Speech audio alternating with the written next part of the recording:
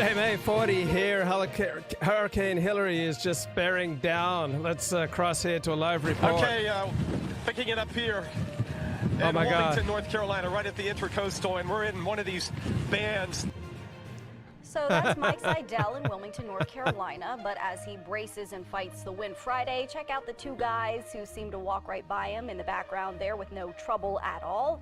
The video has been shared more than 1 million times on social media. So now a spokesperson for the Weather Channel is defending Seidel, saying it's important to note that the two individuals in the background are walking on concrete while Seidel tries to maintain his footing on wet grass. The spokesperson goes on to say Seidel was exhausted after reporting on air until 1 a.m. Okay, so Hurricane Hillary bearing down, guys. I want to go out fighting. I want to go out live streaming. I want to go out telling the truth. This is the last thing I do before the hurricane hits. All right, this is who I am. This is where I stand. I can do no other. So help me God.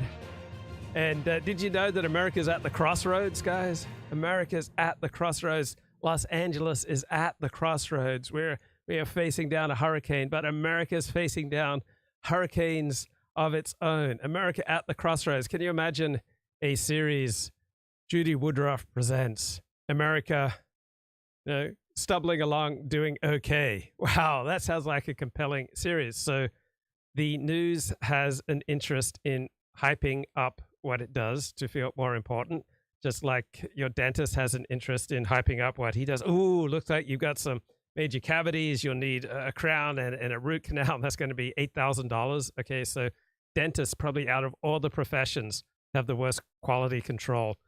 Everybody wants to exaggerate their own importance, and this is true for doctors, for lawyers, accountants, plumbers. It's just part of the human condition, and certainly true of journalists too. And one way they do that is by hyping stories, trying to compel your attention. So America at the crossroads, my God. An influential group of Republican legal voices today endorsed the January 2024 trial date proposed by special counsel Jack Smith. So these very important Republican legal voices were probably just as adamantly opposed to Donald Trump in 2015. Right? The establishment's always been opposed to Donald Trump. Whether it's the GOP establishment, the Democratic establishment, the financial establishment, the corporate establishment, the military establishment, the establishment, by and large, opposes Donald Trump. And so it's not like this is some, shocking new development. In his 2020 election interference case against former President Donald Trump, the group included former Attorney General Alberto Gonzales, appointed by George W. Bush, and J. Michael Ludick, a retired federal appellate judge and one of the nation's leading conservative legal minds. Judy Woodruff recently visited Judge Ludick at his home in Colorado as part of her Okay, do you think he would be considered one of the conservative movement's leading legal minds by the mainstream media if he wasn't adamantly opposed to Donald Trump? Do you think he would be equally considered a leading legal mind of the conservative movement if he was for Donald Trump? Somehow, I don't think so. And this guy, at this age, I don't think he's leading anything. Ongoing series, America at a Crossroads.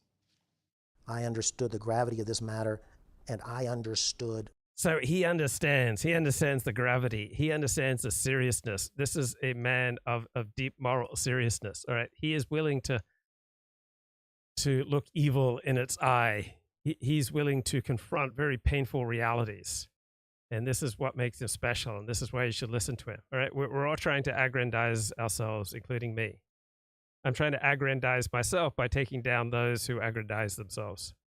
From my lifetime of experience in and around those offices and those institutions, that this was catastrophic for America and for American democracy. Well, how about the news media and the Democrats for approximately 3 years hyping up that Russia hacked the 2016 election and that therefore the results were not valid and that Donald Trump was an illegitimately elected president? How is that any less catastrophic compared to Republican denials of 2020 election returns? Retired Judge Michael Ludig is one of the most influential conservatives to have served in the federal judiciary. He clerked for Supreme Court Justice Antonin Scalia while he was on the appellate circuit, served as assistant counsel to President Ronald Reagan, and was the assistant attorney general under President George H.W. Bush, who later appointed him to the United States Court of Appeals. He was twice considered for nomination himself to the Supreme Court. I felt that I had a profound obligation to the country to speak and to explain all of what had happened. He feels a profound obligation to go on TV, to get as much coverage as possible, to publish in as many prestigious outlets as possible. He knows that he has a message that aligns with the interests of the elite, with the establishment. So it's not like he's doing something particularly brave here. Now, he may be absolutely right, and I agree with his points, except I don't agree with the apocalyptic end of times tenor of his points. I do believe that January 6th reflected, ill upon Donald Trump and upon many of his supporters. Well known in Republican legal circles, Ludig burst into public view when on January 5th, 2021, he advised then Vice President Mike Pence to defy former President Trump's plea not to serve. What's my take on the new COVID variant getting pushed by the media? Well, COVID seems a lot like other influenzas in that it's continually mutating. It's not like when you get a vaccine for the measles, right? You can be pretty sure you're not going to get the measles, or you get a vaccine for this, you can be pretty sure you're not going to get that. But when it comes to influenzas, right, we don't have vaccines that are 100% effective at ever preventing getting sick.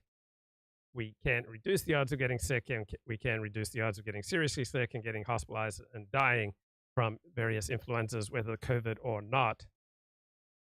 The new variant, I don't have any strong opinion on it. I'd be surprised if COVID didn't keep mutating. Of course, it's going to keep mutating. Eventually, it will mutate itself out of the deadly range. Certify the 2020 election results. Judge Ludig, thank you as well for being here.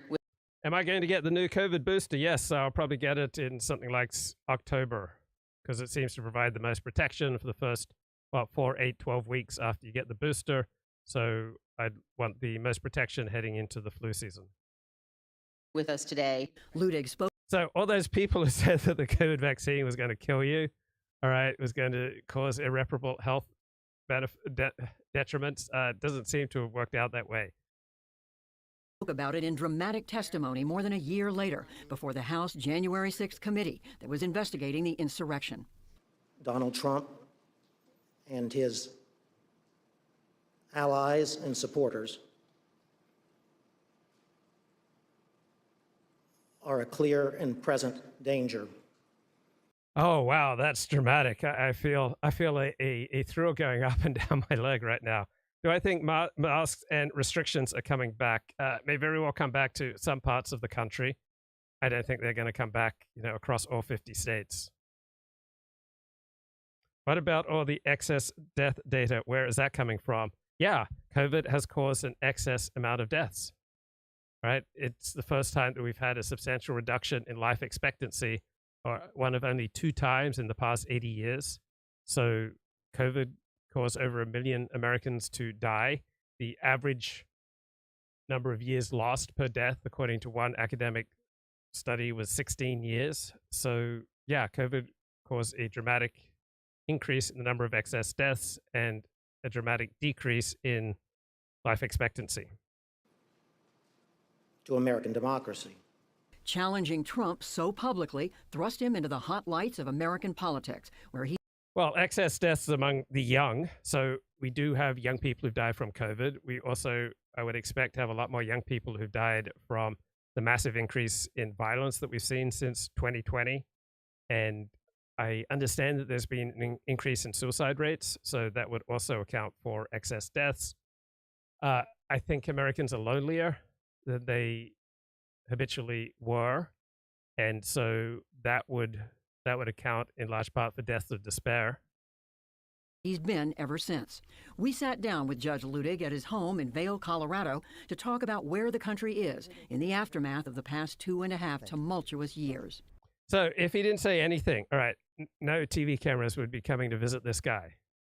All right, he's only getting attention because he's saying that Donald Trump and his supporters are a clear and present threat to the country. Now, that doesn't mean he's wrong, but when pundits like me and pundits like this guy speak out, it's important to understand what are the incentives operating here. He would not be getting on TV if he said that Donald Trump and his supporters were not a clear and present threat to the republic. All right, nobody would want to come interview him. Nobody publish him in the New York Times or the Washington Post or Politico. It's just like doing a live stream about how the evidence for UFOs is really poor, right? Doing that kind of live stream, you're not going to get big numbers. The New York Times is not going to interview you, right? The New York Times has published a bunch of UFO stories because it's exciting, not because the evidence is strong. So a lot of what the news media does is try to grab your attention. It's not necessarily what's important. You've been saying for months that Americans have lost their moral compass, and that with this loss of direction, Americans have lost all perspective. What brought you to that conclusion? For almost 250 years, Judy, there was all but a consensus among the American public on the fundamental values and principles. Really? I mean, how does he come up with this? Where's the evidence that there's been a fundamental consensus on the fundamental values and principles? There's never been a fundamental consensus about our fundamental values and principles. This is pure delusion. There's no evidence. Does he present any evidence for this? No, he does not present any evidence for this. A lot of people say things like this, but where's the evidence that we ever had, consensus on values and principles? Right? Most people aren't intellectual enough to be able to articulate values and principles, let alone to articulate a consensus on them. On which America was founded, and then all of a sudden it seems we don't agree on anything. America was not founded on the basis of values and principles. America was founded on the basis of what's in the best interest for us and for our posterity. Right? It was a concrete people who largely came from the United Kingdom, who established a nation that was developing upon the principles of common law and practices of common law that they'd gotten from England, and they developed a nation state to serve their own interests and the interests of their posterity. This idea that America was founded primarily on the basis of principles and values is just sheer delusion without evidence. Thing at all. We have not talked to each other as friends and fellow citizens. Is it okay to mock retards who wear masks while driving alone in their cars? Yeah, I guess on the one hand, it is a ridiculous thing to do. On the other hand, they are virtue signaling, and virtue signaling is good, right? They are signaling that they take COVID transmission seriously and that they are trying to do their bit to be pro-social. So people virtue signal all the time, and generally speaking, that's a good thing. You want people to signal that they are pro-social. So I would differ from almost everyone on the distant right and almost all talking head conservatives who condemn virtue signaling. I think virtue signaling is a great thing. Like, you have signaling throughout nature, right? Animals signal, right? So why wouldn't people signal? Americans who share the same destiny and have the same hopes and dreams for America for 6 or 8 years now. And that being the case, you're still confident that there's more that we have to agree on? I am. I know that there's more that we agree on than that we disagree on. Our officials and our elected leaders have... Most people don't live lives revolving around politics. So yeah, we can agree that most people don't live lives revolving around politics, and that whether Barack Obama, Joe Biden, or Donald Trump is president, it's not going to make one whit of difference for the overwhelming majority of Americans the overwhelming majority of the time. Have talked to the nation and talked to we Americans as if we were enemies of each other. And we've never been enemies of each other over the timeline of the past 10, 15, 20 years. Yeah, at times we felt like enemies to each other when there were a substantial number of communists in this country. I would say that a lot of Americans felt that they were enemies. When we passionately disagreed about going to war, whether World War I or World War II, or Vietnam or Iraq and Afghanistan, we've often felt that other Americans were enemies. I mean, this idyllic past that this guy conjures up, I don't think it was nearly so idyllic. Leaders on both sides of the aisle have failed us. But as of today, and for the past 2.5 years, since January 6, 2021, It has been the Republicans who have reprehensively failed us as Americans. And what about the Democrats and the media hyping that Russia hacked the 2016 election? Were they failing us too? Right, the number one story in the country between the end of 2015 and the release of the Mueller report, right, turned out to be empty. Is that a failure? On January 6th, the former president and the Republican, his allies and supporters declared war on American democracy. How much? Okay, if they declared war on American democracy, right, how many people did they murder? How many people did they kill? They didn't kill anyone. So that's just hyperbolic lying, the most rank sort. All right, he's talking about needlessly dividing Americans while accusing a substantial portion of America as going to war with the rest of America without any evidence that they killed anyone. Right? That to me is disgusting. That to me is reprehensible. That to me corrodes and corrupts American democracy. This guy is shameless. Responsibility does former President Trump himself bear for all this? He bears disproportionate share of responsibility, if not the entire responsibility. Okay, to argue that Donald Trump bears entire responsibility is to say that those people who invaded the Capitol on January 6th have no agency. And that's a ridiculous claim to make. Donald Trump never urged his supporters to do anything illegal, right? If saying we have to fight for our country is a call for committing illegal violence, right, then almost every politician has used that language. There's no language that Donald Trump has used with regard to January 6th and what was going to happen on January 6th that was different from normal American political rhetoric. Now, I do blame Donald Trump for January 6th in part because he laid the groundwork by contesting what were clear election victories by the Democrats. Former president sought to overturn an American election, which he had lost fair and square, for 4 years.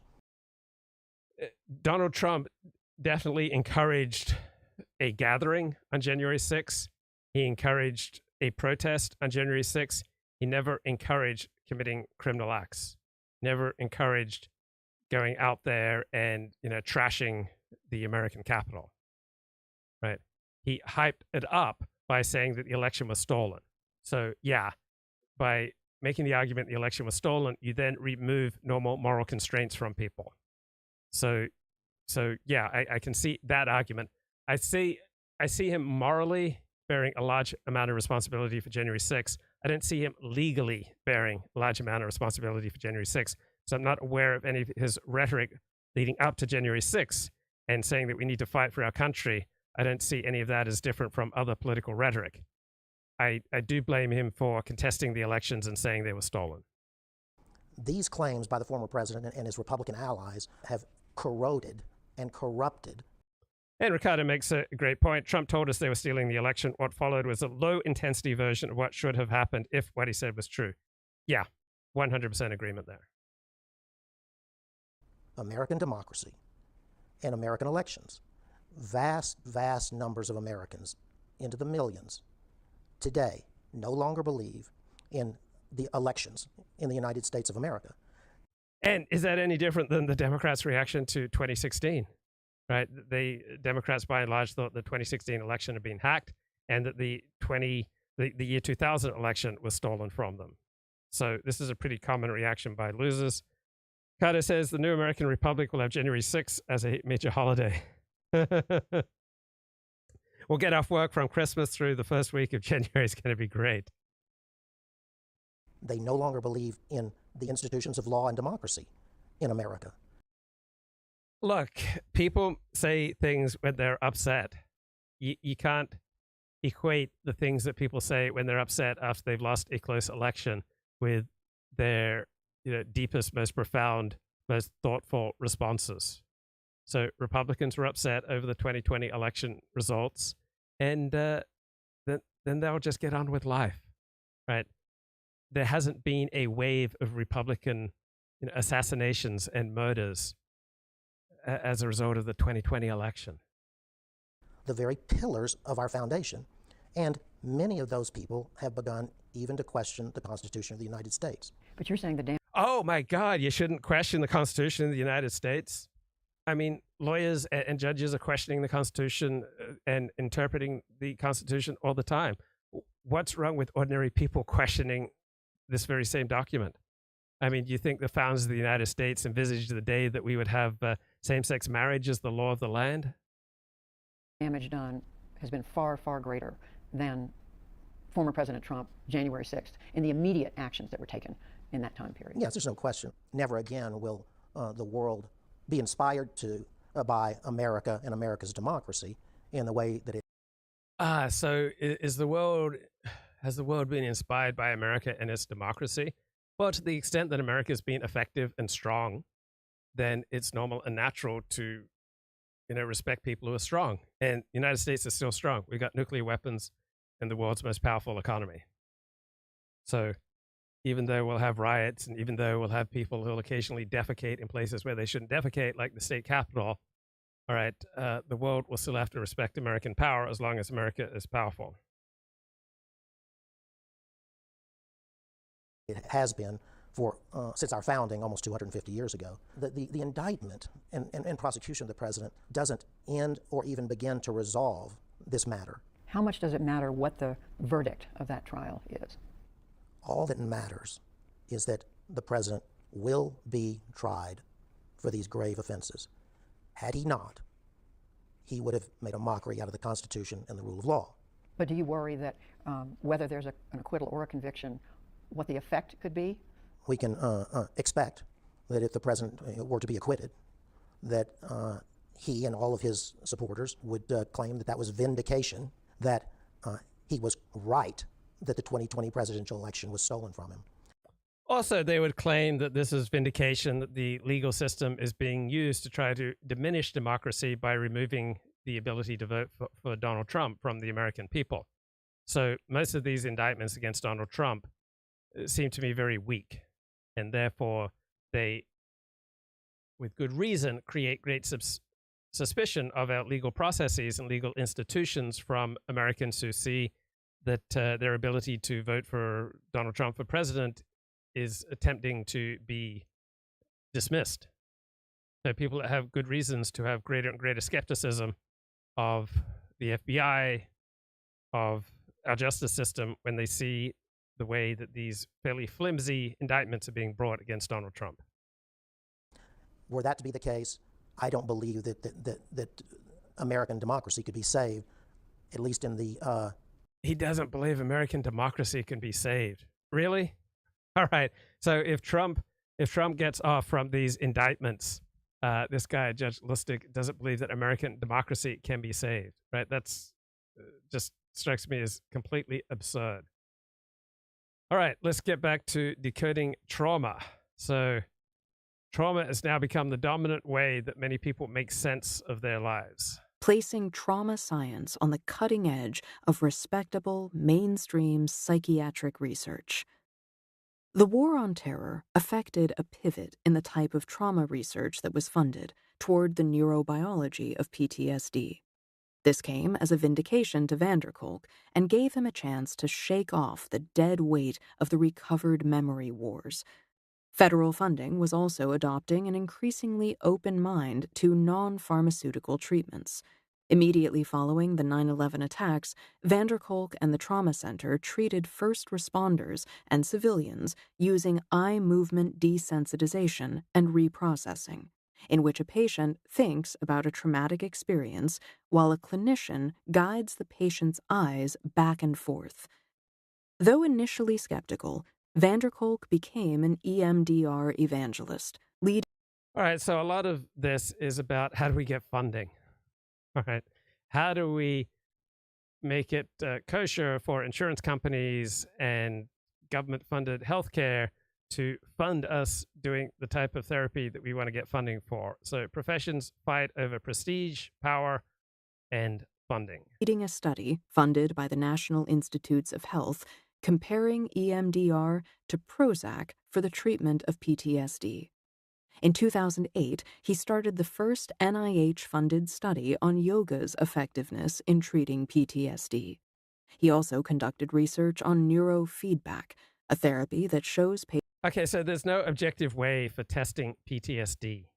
And so to then have tests on how effective is yoga for dealing with this entirely subjective analysis of PTSD, diagnosis of PTSD, is quite a flimsy study. Patients real-time readouts of their pulse and brain waves and teaches them to self-regulate.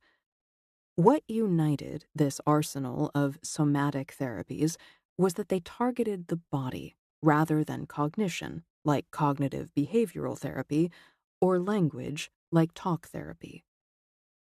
Meanwhile, van der Kolk began forging a network of alliances that could transform trauma treatment. He has always been an incredible networker, recalled Herman. At the time, somatic therapies ranged. Yeah, if you want to become influential, it helps to be a networker, right? There are certain types of personality that are better suited for success in the world. So high verbal IQ, being more extroverted than introverted, by being more agreeable than disagreeable, by having some openness to new experience, by being high in conscientiousness and low in hysteria, right? These tend to make for more socially effective personalities. You're going to be much more influential if you're living in a city, right? You have more opportunities to network than if you're in the country. Ranging from holistic-oriented yoga to internal sensing practices were on the outskirts of accepted treatment. For the group of practitioners long dismissed as New Age flakes, van der Kolk's enthusiasm came as a godsend. For the first time, a traditional, mainstream psychiatrist and neurobiology researcher was legitimizing the importance of understanding the effects of psychological disturbance on the body. Babette Rothschild, the author of The Body Remembers, said to Psychotherapy Networker in 2004. But these new approaches were controversial. In the opinion of Richard Bryant, another trauma researcher, van der Kolk had marginalized himself as a scientific thinker. Van der Kolk's biggest collaboration was with the National Child Traumatic Stress Network, a group of clinicians, researchers, and families that had been created by Congress to improve treatment for abused children. Starting in 2005, van der Kolk and his allies began a campaign to get a diagnosis they called developmental trauma disorder into the 5th edition of the DSM, scheduled to be published in 2013. Our current diagnostic framework is grossly inadequate to capture the deficits in impulse control, self-regulation,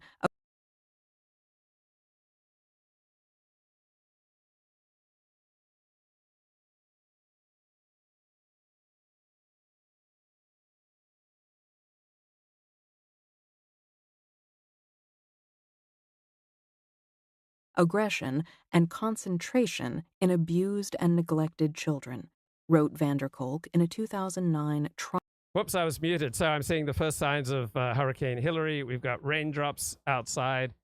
It's unusual to get substantial amounts of rain in August in Southern California. I will keep you apprised as Hurricane Hillary blows through. Trauma Center newsletter. Psychiatry, he claimed, needed to understand that a vast array of diagnoses, from bipolar disorder to substance use disorders to personality disorders, are not so much discrete diseases as, at root, all caused by trauma. The fight. So we can... there is a huge human tendency to want to boil down everything to one cause. So trauma is one, I would say, lack of connection. But to boil down mental illness to one primary problem, I'd say lack of meaningful human ties, lack of meaningful connection, lack of an ability to stay in relationship to others and to sustain a sense of your most important relationships as you go out on through your day. Fight over developmental trauma disorder was field-wide and acrimonious. If accepted into the DSM-5, critics argued, DTD would become a kind of diagnostic blob, absorbing an enormous range of diagnoses with little concern for what skeptics believed were crucial differences. Van der Kolk threw his energy into the campaign. When DTD wasn't included in the DSM-5, it came as a bitter disappointment. Still, the campaign was a victory in another sense. In the world of therapists, psychiatrists, and researchers, the fight over DTD mainstreamed an expansion of trauma from acute stressors, like a bomb explosion or sexual assault, to developmental traumas, or all the ways a caregiver's failure to provide safety can change a child's development. Yeah, so it's child abuse. All right, if you don't provide safety for your child in every possible way and do absolutely everything you can to allow your child to thrive, right? It's traumatic and it's child abuse. And people can carry a sense of that with them through life. So do you remember the commentator L. Jim? So he was a regular on this show. He was probably in the chat more than 100 times. And then his comments just became more and more off the wall and abusive. And so finally I banned him in 2019. He was so traumatized by it, he wrote a 5-page essay that he turned over to Ricardo called Luke the Philosopher. He says, I used to defend Luke due to his free speech stance. And now Luke has tried and failed. Right? Luke is never able to walk the path due to his visible nervous tics, silent la-la-las, loud hyperventilations, other clear signs of anxiety. It's a real shame, but it is what it is. Luke tried and failed. His mind wasn't strong enough. It was weak and frail, mentally ill. He allowed his mind to be controlled by people who use this weakness against him. So who are all the people who are controlling my mind? Just curious how this essay stands up 4 years later. They saw here a man who was weak and frail and mentally ill and could be persuaded into doing whatever they wanted. A man who probably did suck the dicks of those creepy old homos who used to let him live with them. A man who sought out the porn industry in pursuit of love.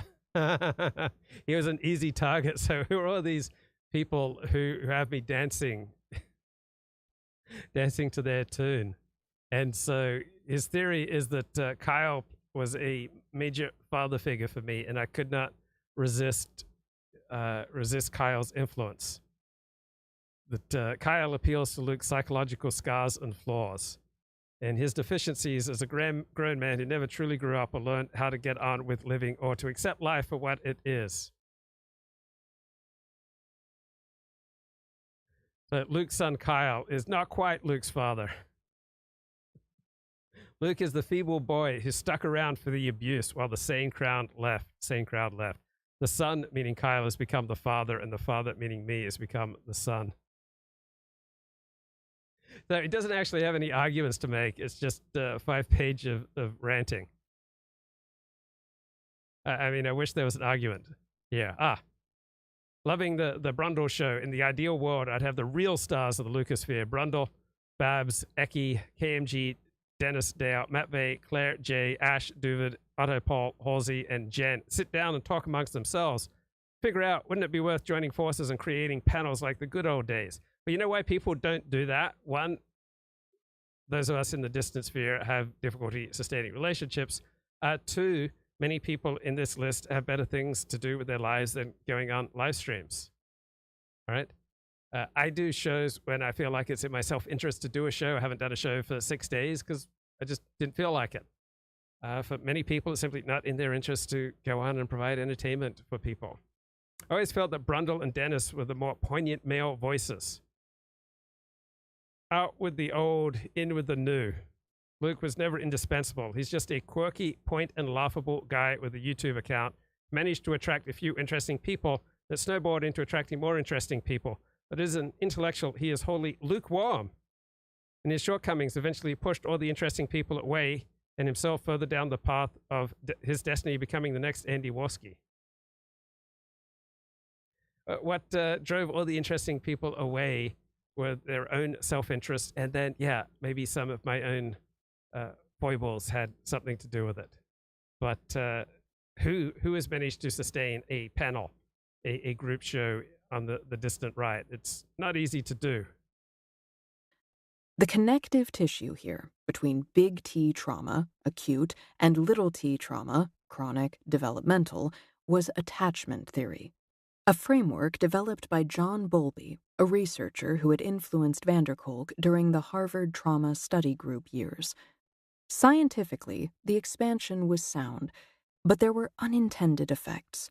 Broadening the scope of trauma to encompass both acute events and developmental stressors opened up a situation in which anyone so inclined could claim trauma. In the year after the DTD defeat, van der Kolk buckled down to finish a book he hoped would bring his theoretical model to a wider public. I wanted to write something along the lines of Viktor Frankl's Man's Search for Meaning, something a smart 22-year-old could read and think, I want to go to medical school to become a researcher in psychiatry, he told me. In 1994, he had published a paper in the Harvard Review of Psychiatry titled The... So looking at the Republican candidates for president, at this point, I think that Ron DeSantis has shown himself to be the most effective governor of any of our 50 states. So I think that Ron DeSantis would be the most effective executive, the most effective president out of the Republican field. He'd be the most likely to be able to get things done. I would say that Vivek Ramaswamy gives me the best feelings. Right? When he talks, he just makes me feel happy, and it's nice having this young guy in the mix.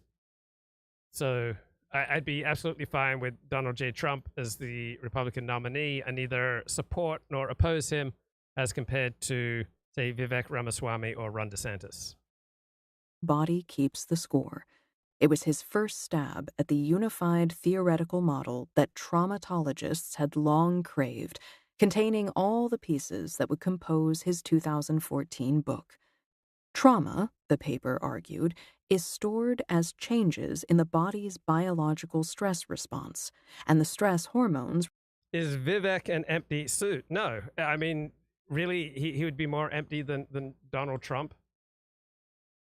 He's made hundreds of millions of dollars. He is very well spoken. He published a book. He presents pretty sound arguments.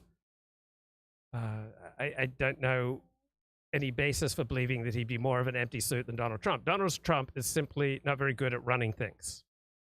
I'd be fine with him as president because overall, the few things he did, such as reducing immigration and putting 3 conservative judges on the U.S. Supreme Court, aligns with my interests. I don't know an argument why Vivek Ramaswamy is somehow emptier than Donald Trump. I mean, there may be a good argument there, I just haven't heard it. Released by a traumatic experience can cause chronic hyperarousal while making it less likely that the event will be stored in the declarative memory system. So, England, the United Kingdom, have originally Indian Prime Minister Rishi Sunak, and he seems to be the most competent and capable of Britain's prime ministers for the last 8 years. So I would rather have Rishi Sunak than Boris Johnson, Theresa May, or that Sheila that Rishi Sunak replaced, who only lasted about 30 days. So Vivek Ramaswamy, yeah, I'm fine with Vivek. Is he the Andrew Yang of 2024, representative of a competitive minority clique to replace our current one? I think we'd all prefer a president who supports our interests. And whether that person's originally from India or originally from Japan or originally from Norway doesn't nearly matter as much. Is this person going to be effective for fighting for my interests? What is Vivek's position on legal immigration? Open the gates. I don't know his position on immigration, but given the constellation of issues on which I am aware of his views, I would suspect that he's very much an immigration restrictionist. It's not like he's going to say whatever he needs to do to increase immigration from India. Britain's current Prime Minister, Rishi Sunak, is doing all that he can to try to reduce immigration to the United Kingdom. So how long until supporting Vivek Ramaswamy is considered anti-Semitic? I haven't heard anything as yet. Vivek promotes conspiracy theories. Sure, he promotes some. He knows how to talk to the base. But I'm pretty sure he is quite immigration restrictionist. He knows he's got a charismatic manner. He knows how to speak. He knows how to connect with people. He's fun. He makes you feel good. Right? He's a little bit like Barack Obama for people on the left. Right? Barack Obama, they'd send a thrill up and down your leg. And I think Vivek Ramaswamy, you listen to him and you're on the right, he's very likely to send a thrill up and down your leg. Now, how effective a chief executive will he be? Open question. It's hard to imagine he'd be less effective than Donald Trump. Rishi Sunak, blood and soil English nationalist. Well, Rishi Sunak has simply proved to be more capable than any other conservative British politician. So I'd rather have someone who's capable and competent than just someone who shares my race. Vivek Ramaswamy, champion of the historic American nation. It may very well be that Vivek Ramaswamy will be more a champion of the historic American nation than any of the other alternative choices among Republican presidential candidates. That shouldn't be surprising. It seems like the originally Indian heads of Google and Microsoft, I assume they're fairly competent at their jobs. So God bless competency. Where are the Caucasian-looking Indians in Western politics? Well, I think it's much more important. Are they on my side? Are they promoting my interests? Are they promoting the policies and procedures that I want implemented in my country? And are they competent? Instead, the event is stored as fragmentary images or physiological sensations in the somatic memory system, which traps the traumatized person into continually reliving it. In the book, van der Kolk laid out these arguments and added his thesis on developmental trauma. So I started listening to Vivek Ramaswamy about the time I got back from Australia, so end of January of this year. And I'll just be honest, I like how he makes me feel. That's not the most coherent explanation for supporting a candidate, but Ron DeSantis makes me feel awkward because he is so awkward, because he is so much at war with himself. I've been reading a great book, and you're going to say this book, 40, is stupid and gay and dumb. It's called The 6 Pillars of Self-Esteem. It's by Nathaniel Branden, who had a long-running affair with Ayn Rand. And he notes that when people are at ease, we see eyes that are alert, bright, and lively, a face that is relaxed and tends to exhibit natural color and good skin vibrancy, a chin that is held naturally and in alignment with one's body, and a relaxed jaw. We see shoulders relaxed yet erect. Is he talking about me again? We see hands that tend to be relaxed and graceful, arms that tend to hang in an easy, natural way, a posture that tends to be unstrained, erect, well-balanced, a walk that tends to be purposeful without being aggressive and overbearing. This is Vivek Ramaswamy. Right? We hear a voice that tends to be modulated with an intensity appropriate to the situation and with clear pronunciation. As the theme of relaxation occurs again and again. Relaxation implies that we are not hiding from ourselves and we are not at war with who we are. With Ron DeSantis, you feel a man is very much at war with the world. Chronic tension conveys a message of an internal split, some form of self-avoidance or self-repudiation, some aspect of the self being disowned or held on a very tight leash. That seems a pretty good description of Ron DeSantis. Right? Chronic tension. He's filled with these weird interfering tension patterns. Chronic tension conveys a message of an internal split, some self-avoidance or self-repudiation, some aspect of the self being disowned or held on a very tight leash. That does not apply to Vivek Ramaswamy. The book ends by walking the reader through research on somatic therapies, from yoga to EMDR to theater exercises. Aside from one editor, van der Kolk recalls, none of us expected this, that it would climb and climb and climb. I still am puzzled.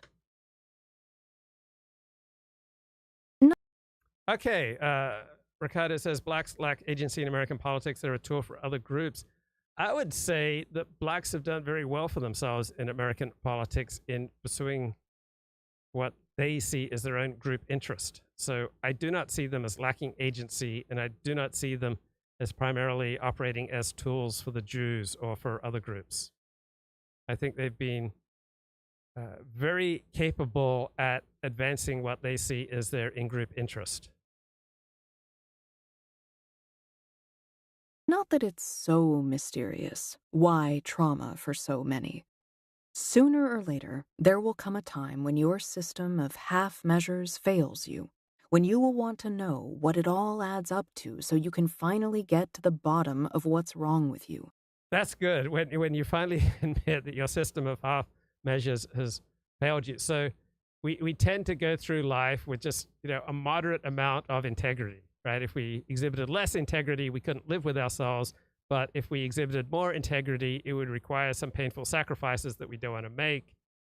We tend to go through life with a moderate amount of consciousness, but not too much consciousness, because that might cause us to reflect on our lack of integrity or lack of purpose or our selfishness or ineffectiveness. And these are very uncomfortable feelings. So going through life with a higher sense of consciousness, a higher sense of purpose, a more developed sense of integrity, right? These are the pillars of self-esteem, according to Nathaniel Branden. There will be a time when the pain of living will be so great that you will be desperate for a concept. A concept is a tool for... Yeah, the pain of living becomes so great. So usually people have to pass the age of 40 before they become willing to check out a 12-step program or psychotherapy. The pain of your life as you're experiencing it has to exceed the expected pain that you anticipate receiving from psychotherapy or a 12-step program. So often this happens when someone loses a job or loses a relationship, has some substantial loss, and they come to the conclusion that their own process of half measures is just not getting it done, that their own best efforts and best willpower has resulted them in being in a very painful situation, and then they seek help. Packing edges into the chaos. Then we hold on. And the chat says every group rises at the direct expense of another group. No, not always. So Mennonites, for example, to the extent they impact other groups, it's through their charity. All right. So no, it's not that other groups always rise at the expense of others. They often do, but frequently they complement other groups. Widening trauma to include both acute and developmental stressors transformed it from a you have it or you don't binary. And Ricardo says Vivek is a heathen because he's a Hindu. Not everyone is, not even a monotheist. That's disqualifying. Well, there are some conceptions of monotheism that can be ascribed to Hinduism. Donald Trump is effectively an atheist. So why doesn't that disqualify Donald Trump? I mean, who was George W. Bush was a real believing Christian, and he may well have been the worst president we've ever had. Louis says, Vivek Ramaswamy is the dollar store version of Ross Perot. It looks like he can't afford a haircut, even though his only qualification is wealth. No, his only qualification, wealth, that's not true. He's also a published author, and he is a formidable speaker and debater.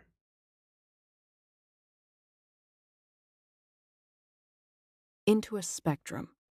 The result is if everyone's body is keeping the score.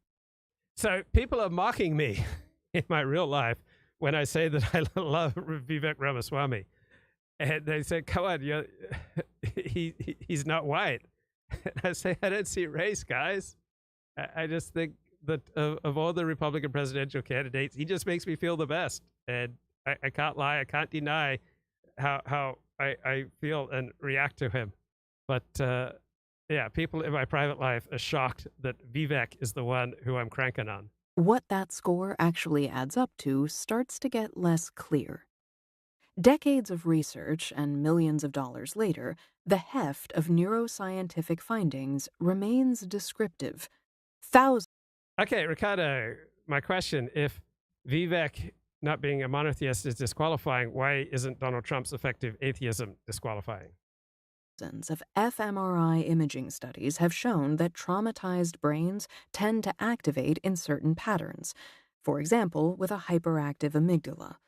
But crucial theoretical questions remain. Maybe some people are helped by somatic therapy, as opposed to cognitive, behavioral, or talk therapy, because of an as-yet-to-be-elucidated biological mechanism. But which type of therapy works could also be an effect of how much... Wait, how was Barack Obama worse than George W. Bush? George W. Bush took us into 2 unnecessary wars, invasions, and occupations. that cost America about $7 trillion.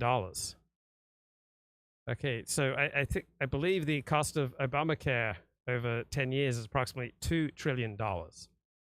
So the senseless loss of life, senseless, pointless invasions and occupations of Afghanistan and Iraq were just colossal blunders. Now, John Mearsheimer says that our military support for Ukraine is 50 times the blunder of our 2003 invasion of Iraq. So by this measure, Joe Biden is 50 times worse than George W. Bush because he has set in motion all sorts of forces that will be creating havoc in the world for many, many years to come. The patient believes in it, or how healthy the therapeutic relationship is, or how skilled the therapist is. Obama betrayed Israel and made the Iran deal. Fine, the Iran deal was in the best interest of the United States and of the Middle East. Obama gave us Black Lives Matter and Oberfeld. Yeah, there were some bad results of Obama. But to me, the invasions and occupations of Afghanistan and Iraq were far worse than anything Obama did. In other words, the van der Kolkian theories may not tell us very much more than what we already knew, that external circumstances and interactions change our bodies, that it's better to have a community to support you during hard times, that fewer people would be miserable if they were less exposed to poverty and violence, and that it's better to try to chill out. Our 2023 trauma moment has blossomed out of the scientific foundation of van der Kolk's theories, though what seems to be germinating often appears to be less his specific neurobiological model than what we might call traumatic literalism. If you're the type of person who gets Instagram ads for online therapy, your algorithm has doubtless ushered you toward the archipelago of hashtag attachment theory and hashtag complex PTSD.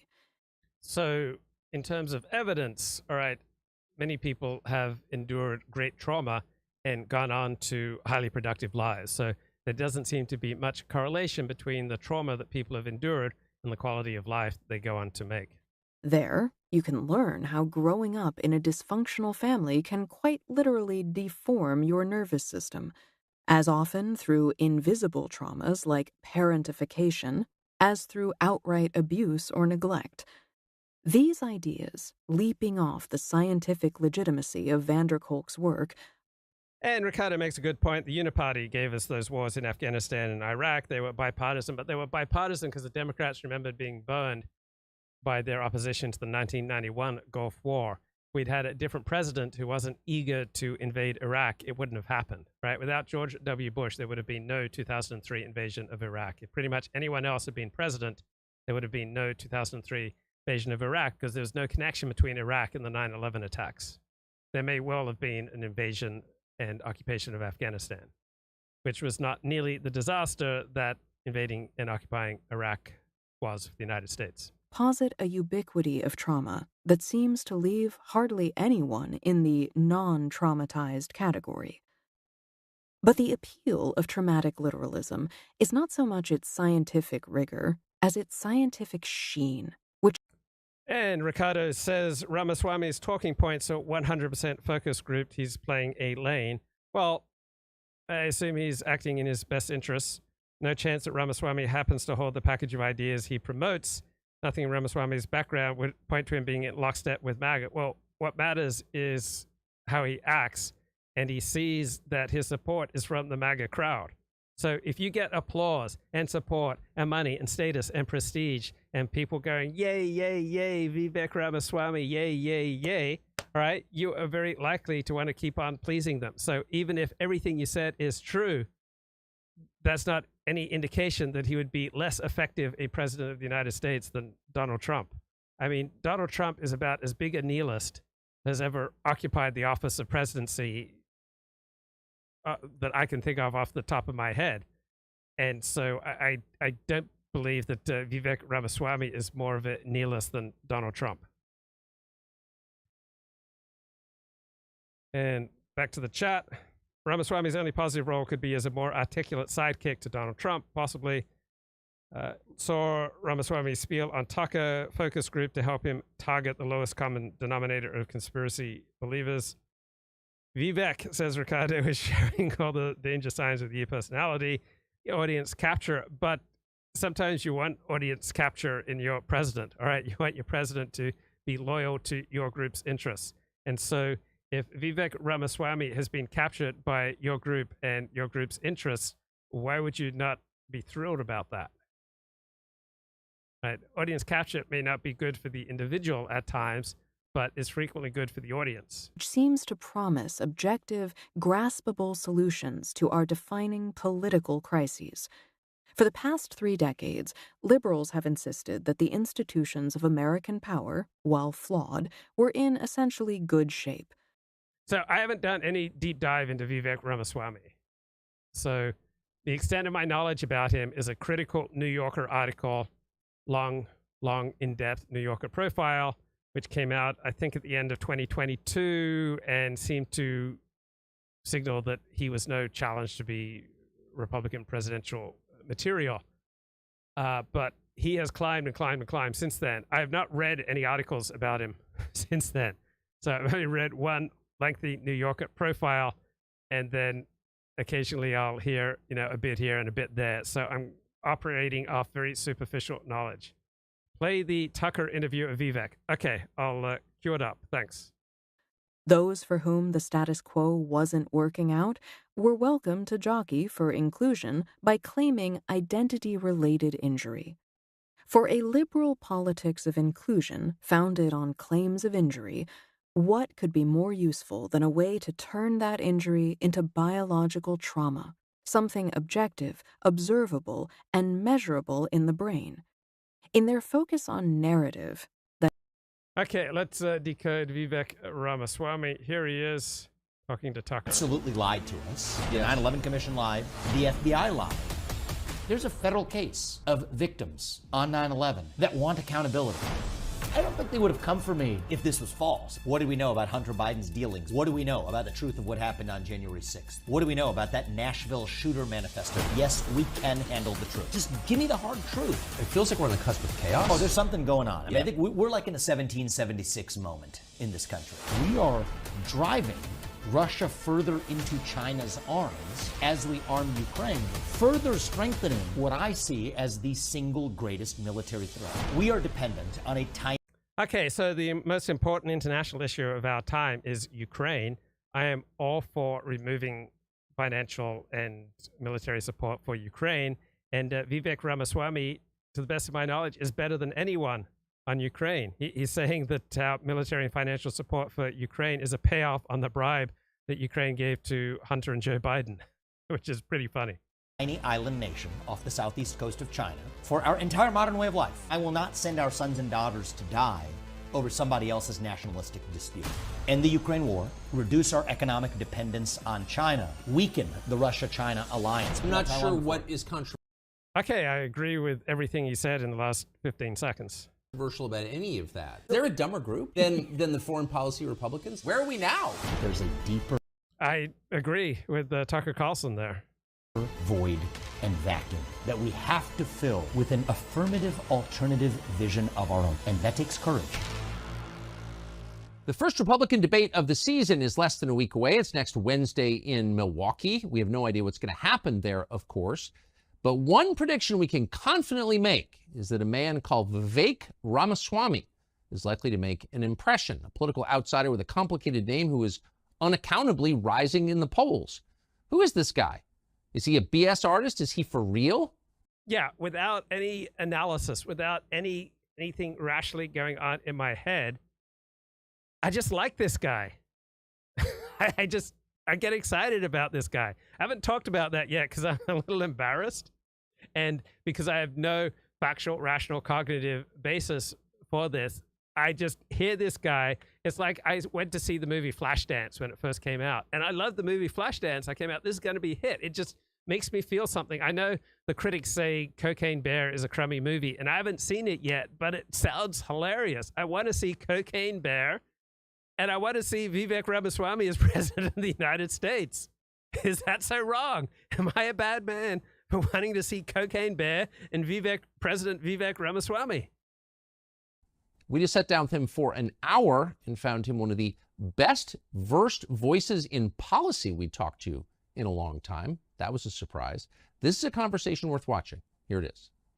Vivek, thanks for joining us. It's good to be here. So you, the other day, made a comment about 9/11 in which you suggested that the U.S. government had not been wholly forthcoming about what happened that day, that there had been lying by the federal bureaucracies. That seems obviously true. Yes, there were a lot of flaws in the 9/11 Commission report. There was a great book on the 9/11 Commission report by a Washington Post reporter, which detailed many of the flaws. So I agree with Tucker here. The response was unbelievable. It was immediate. You were attacked as a conspiracy monger, as a lunatic, but not just by the left. Also, Louis says Vivek has zero chance of mainstream appeal. The only point of backing this kind of outsider is to amplify an issue that is being ignored. I don't think so.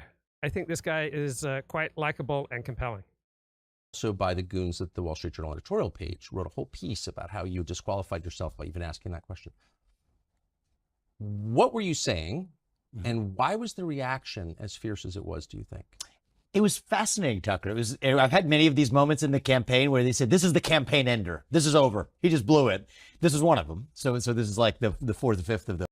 Come on, guys. This guy's got a lovely smile. How can you not support him? But what was interesting about it was, right, this was not a left-wing chorus, right? This was mostly actually a right-leaning chorus. And Mike Pence, and he was deeply disappointed. Chris Murphy, this Democratic senator guy, says something very similar to Mike Pence. Yeah, so between Mike Pence and Chris Christie, I prefer this MAGA, America First nationalist approach by Vivek Ramaswamy. And so it's fascinating. It says there's something going on here. So in fairness, Tucker, I didn't suggest it. I explicitly said that the government absolutely lied to us. The 9/11 Commission lied. The FBI lied. Now, is this a core point of my campaign? No, it's not. I actually went on a comedy show where some guy asked me, was the moon landing fake? I said, I think it was real. Then he asked me, did the government tell us the truth about 9/11? I said, no, they did not. This guy's great. He's great on the moon landing. He's great on the 9/11 Commission. So in response to a question, I'm going to answer honestly. Yeah. And the thing I had in mind was the facts. There's this guy, al-Bayoumi. Now, rewind back to 9/11 and the pre-9/11 day. Think of how ludicrous this story is. And Ricardo says, why would I vote for brown Trump when I'm still allowed to vote for white Trump? You would vote for brown Trump if you thought he was more in your best interest, if you thought he might be more effective and you thought he might have more energy. Like Donald Trump would spend 6, 7, 8 hours a day as president of the United States watching TV. I don't think Vivek Ramaswamy would. He's got more energy. He's more compelling. He's got more life. He's got more charisma. I think he'd be more effective than Donald Trump. A 42-year-old graduate student, and there's nothing wrong with being 42 and going back to school. My dad went back to school much later in life, but he's a 42-year-old graduate student who receives the two of the terrorists who flew planes into buildings in the United States of America, not that long later, receives them at the airport in LA, takes them to his house, spends lots of time with them, integrates them into the community. But the account for what he said happened was he met them randomly at the airport. That doesn't make much sense on the face. Just kind of happened to be at LAX and no, exactly. Two guys from and Saudi. Hey, you know, you look like guys we might get along with, and then suddenly become fast friends at the airport, so much so that he takes them up. So it's a little suspicious. But hey, the 9/11 Commission and the FBI looked into it, and at the time they said. And the chat says that Vivek looks like Ben Shapiro with Trump levels of bronzer. He's got a much more pleasing personality than Ben Shapiro. He's got a more pleasing voice, a more pleasing manner. His account is accurate. Yeah, it sounds legit. It sounds super legit, right? Now, there was some hanging out at LAX. You know, these guys came from Saudi Arabia. Does this guy who received them have any ties to Saudi Arabia? That's where they landed. But now, 20 years later, in 2021 and 2022, the FBI quietly declassifies documents. And they have to. 20 years later is the deadline. That suggests that, oh, wait a minute. They did know, actually, that this guy was a Saudi intelligence operative. Interesting how that works. Just slips that right under there 20 years later. Now, there are real consequences for this right now because There's a federal case of families of victims on 9/11 that want accountability, that are determining answers. So they're suing the Saudi government. And the case turns on whether or not this is true. Because you know those attackers were from Saudi Arabia. The Bush administration, you'd have the 9/11 Commission, bipartisan. You have the fact. So I would rather go to an Indian dentist than a white dentist or a Jewish dentist if the Indian dentist provided superior service at superior prices. I'd rather go to an Indian lawyer or an Indian accountant, Indian anything, or black anything, if they provide superior services at a superior price. And does Vivek Ramaswamy have a deal for you? Act of the FBI, CIA, everybody saying that, no, this guy was really just acting independently here. But now we say is a Saudi intelligence operative. There's really the question of whether the Saudi Arabia owes damages to these families. So this is a relevant question. So is this the main point I'm focused on in my campaign? No, I'm not. We have to focus on the future of the country. But if I'm asked a question and I answer honestly based on the facts, I don't think they would have come for me if this was false, if this was ludicrous. Of course. Lying is never punished. Lying is never punished. But it's speaking the truths you're not supposed to speak. That's what actually attracts the immune response, the anaphylaxis. But why? I mean, you made I thought, a really wonderful point in one of your responses to this, in which you said it's not okay for the government to lie to us, period, in a democracy. It's poison, and it corrodes the system that we revere, democracy. So, but why would... Yeah, see this nice alert posture? So here, let me show you the full screen here. So look at poor Tucker here. Not much neck, all right? He doesn't have, his head leading his whole spine into length. His head's just kind of plumping down, compressing his spine. But look at Vivek. He's got a neck. His head is poised at the top of his spine. The Wall Street Journal take time out of its busy schedule of defending low capital and notice that when Tucker talks, his head's tipping back, compressing his neck. Gains taxes to attack you over this. What's interesting is I think that there's a bipartisan consensus in this country right now that we, the people, we can't handle the truth. Yeah. It's like Jack Nicholson at the end of the movie, right? Yes. And Ricardo says, you're going to have to get over Ramaswamy's use of the hands. Everyone is aping Trump's hands now. Ron DeSantis is copying them move for move. Yeah, Donald Trump does have very powerful body language. You can't handle the truth. You need me on that wall. My basic view in this campaign is no, we don't need you on that wall. And yes, we can handle the truth. COVID-19, what was the origin? What did we know about the vaccines before we mandated them? What did we know about Hunter Biden's dealings before we systematically suppressed that story? What do we know about the truth of what happened on January 6th? What do we know about that Nashville shooter manifesto, the transgender individual who shot up a bunch of people in a Christian school? That's why I went to Nashville not that long ago, because Bill Lee, a Republican governor of Tennessee, now wants to pass a red flag law in Tennessee without releasing that manifesto. The whole point is the public can't handle the truth. And so I had offline discussions. I mean, we're talking with, big donors in the Republican Party, big folks in media, executives and otherwise, who said, hey, listen, okay, even if what you're saying is true, this is not helping you. You said, why is that the first question that should go through my mind, right? I mean, personally. Yeah, he's got a good personality. Bernard says, it's interesting that Tucker is not spending his time complaining about Fox. He just moves on, continues producing content. And I believe he's probably raising vast sums of money to, launch a more formidable operation. I think the way I'm running this campaign is I'm not thinking about what's helping me or not before I say it. So far, at least that approach does seem to be helping me. Yes. We're doing all right. But even if I weren't, I'd rather lose some election. All right. Ricardo says Trump wouldn't even be Trump without the hands. You're fired was more about the way he held his hands when he said it than the words themselves. Yeah. Our body language and who we are is far more important than the actual words that we say. Than to play some political snakes and ladders of what we're supposed to say. And I think that that's really one of the questions at issue today, as it was in 1776. Do we believe that the public can be trusted with the truth? Whatever the truth is, just give me the hard truth. I mean, I have a friend of mine, her father died recently. She talked about actually her experience of her father having. What does the Alexander technique say about talking with your hands? Well, it would want you to do everything that you want to do as easily as possible with as little tension. So the Alexander technique doesn't say anything about whether you should talk with your hands or not. It's if you want to use your hands in communication, then do you use them gracefully and effectively? If you would rather not use your hands, but you're compulsively using your hands, then the Alexander technique would help you to notice how you're responding to a stimuli with a response that does not serve you. So the Alexander technique is a way of noticing how you respond to a stimuli, such as the stimulus to want to use your hands, and then gives you some space, creates the ability to choose how you respond to a stimulus. And so you can better align your responses to stimuli with your best interests. Having heart attacks even when she was a kid. He went on to live as far as he did. But she said the one thing she just wanted from the doctors, from her dad, etc., is, she's 12 years old at the time.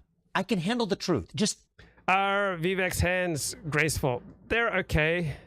He could definitely improve his presentation. So when you're using your hands, all right, there's a box that's like this, and you want to keep all your movements within this fairly limited box. And so he waves them around kind of ineffectively, and it often does not enhance his message. But if you want to make a point like this, point 1, point 2, point 3, stop, all right? Using my hands within this certain narrow box, that's a powerful way of communicating at the appropriate time. But if I'm just waving my hands around like he does, it's not helping him. Just tell me, is my dad going to die? Is my dad likely to die before he goes in for the next procedure? Don't just tell me he's going to live because you think that's what I need to hear. Just tell me the truth and I can handle the truth. I think most of us are this way. I think we as free human beings, what makes us human beings and not animals is the belief that we can believe in something bigger than ourselves and that we can handle the truth from those who are in power. And I think that's the moment we live in today. It was the moment of the American Revolution, that we the people can be trusted. And I think we now live in a moment where the government, and not just the government, but a broader establishment in our country, believes that citizens of this nation cannot be trusted with the truth. So when you describe the way that people who run the country feel about voters, you're describing the way parents treat small children. That's right. That's right. I think that's actually worth understanding, because there's one school of thought that says the government and the people in charge are fundamentally hostile to the people. If only it were so easy, actually. I think the reality of what's going on is far more dangerous, where the people who are in charge have actually what they think of as a benevolent view of the people, that we're doing what's actually right for you, for me, for the populace at large. And then if you look at this throughout history, Tucker, for most of human history, that's how it's been done. For most of human history, before 1776 in the old world, the vision was the people cannot be trusted to sort out their own differences. One person, one vote? That's such a laughable idea. It has to be church leaders and labor leaders and business leaders that decide in the back of palace halls what's right for the rest of society at large. And then we had this weird departure in 1776 that said, no. Actually, we the people can be trusted in a system where every person's voice and vote counts equally, with free speech and open debate in the public square, whatever it is. Sometimes we might get it wrong. Sometimes we get it right. But whatever it is, that's the way we do things in this new thing we call the United States of America. But then every once in a while, and we're in one of those moments, that ugly monster rears its head again that says, no. So one thing that comes across to me about Vivek Ramaswamy is that he's at ease with himself. And that's a good thing, because I feel at ease when I listen to him. And so people who are at war with themselves, people who have all sorts of weird interfering tension patterns, right, they will make you feel ill at ease. No. The people can't be trusted. It has to be now in the back of palace halls, in the back of three-letter government agencies in Washington, D.C., or in the back of BlackRock's corner office on Park Avenue in Manhattan, wherever it is. It's that the enlightened have to make sure that the public is protected from the truth, just like a parent protects a child. And I think it's that parental instinct. It's not the kidnapper's instinct, right? It's not the guy who wants to, kidnap and kill the child. No, it's actually almost what they think of as being the instinct of a parent who's doing for you what's better for you than you know for yourself. And I think that's what gives it actual staying power, because it's... So he's articulating a populist position here. The elite position is that You can't trust the people with a lot of truths. He's giving a more populist position. It's not what somebody thinks of as evil who's committing evil. They think of it as actually a moral obligation to the public, which explains the bipartisan nature of when somebody speaks the truth about what really happened on 9/11. No, hush, keep that under the rug, because Republican or Democrat, we know that the people can't be trusted for that. It's not good for the people. The children are listening. Lower your voice. The kids are listening. Yeah. Do you get the sense as you travel the country, talk to people, speak, that we're on it feels like we're on the cusp of chaos? I think we're on the cusp of something. I'd like to think of it as a revolution in a positive sense of that word. I think that, I try to be an optimist at times. But you do feel like this is... Oh, there's something going on. I mean, I think we're like in a 1775, spring of 1776 moment in this country, actually. I think that people are hungry. Now, the form I want to see it play out in is reviving those shared ideals that unite us, that set the nation into motion in 1776, that I think are innate to our nature as human beings, as Americans. I think that there's a hunger for a revival of those ideals. That's where we are, but there's a lot of ways that energy could go. The way I would like to play my small role in helping channel that energy, it's not all going to be done by the U.S. president, but there's a role to play, is to channel that energy towards a positive revival of that which unites us across our diverse attributes or divides. But if it doesn't go that way, there's a dam that's going to break and the river's going to go somewhere. I hope it leads towards a national revival rather than, other places where this could go. How concerned are you about a real economic reset in the next year? Quite concerned. I think that... Okay, you asked for it. Here you go. Let's get an Alexander technique analysis of Adolf Hitler. Okay, all the videos I see of him on YouTube are copyright. So, okay, so we've got here the head nicely balanced on top of the torso. Right, we've got the hand gesture within the square of power. Right, I guess I probably shouldn't imitate some of his gestures. Tremendous amount of tension and strain, but is probably congruent to the topics that he's talking about. Okay, so again, head balanced on top of the torso, head balanced on top of the torso, head nicely balanced on top of the torso. Lots of length here in his neck and throat, so he's not compressing down. Okay, again, head balanced on top of the torso, head balancing on top of the torso. Lots of upward direction here.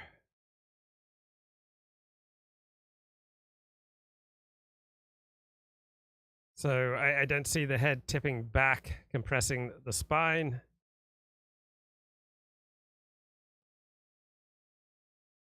So again, his neck looks to be free here.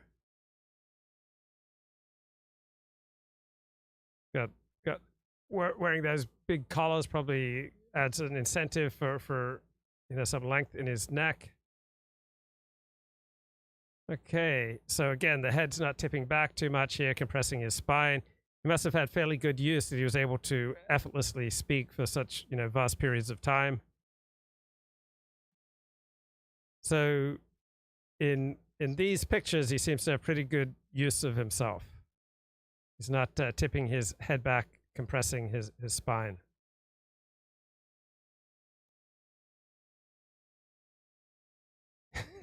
Please demonstrate a Roman salute and point out where tension could be found in such a pose.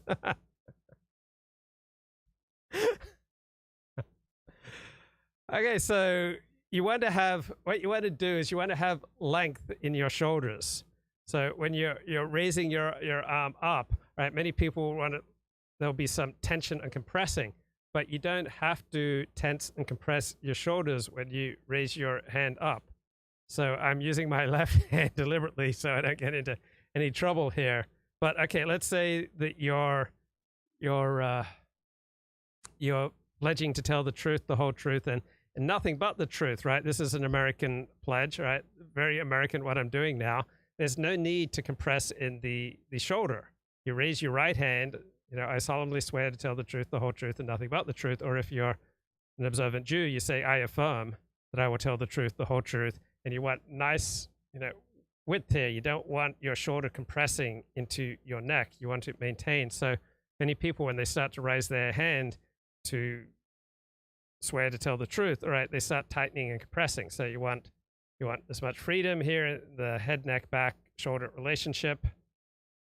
And then you want to think about the length from your shoulder to your elbow, from your elbow to your wrist. And you don't want to have unnecessary tension, anywhere. So you can think about expansion and lengthening rather than compressing and pulling down.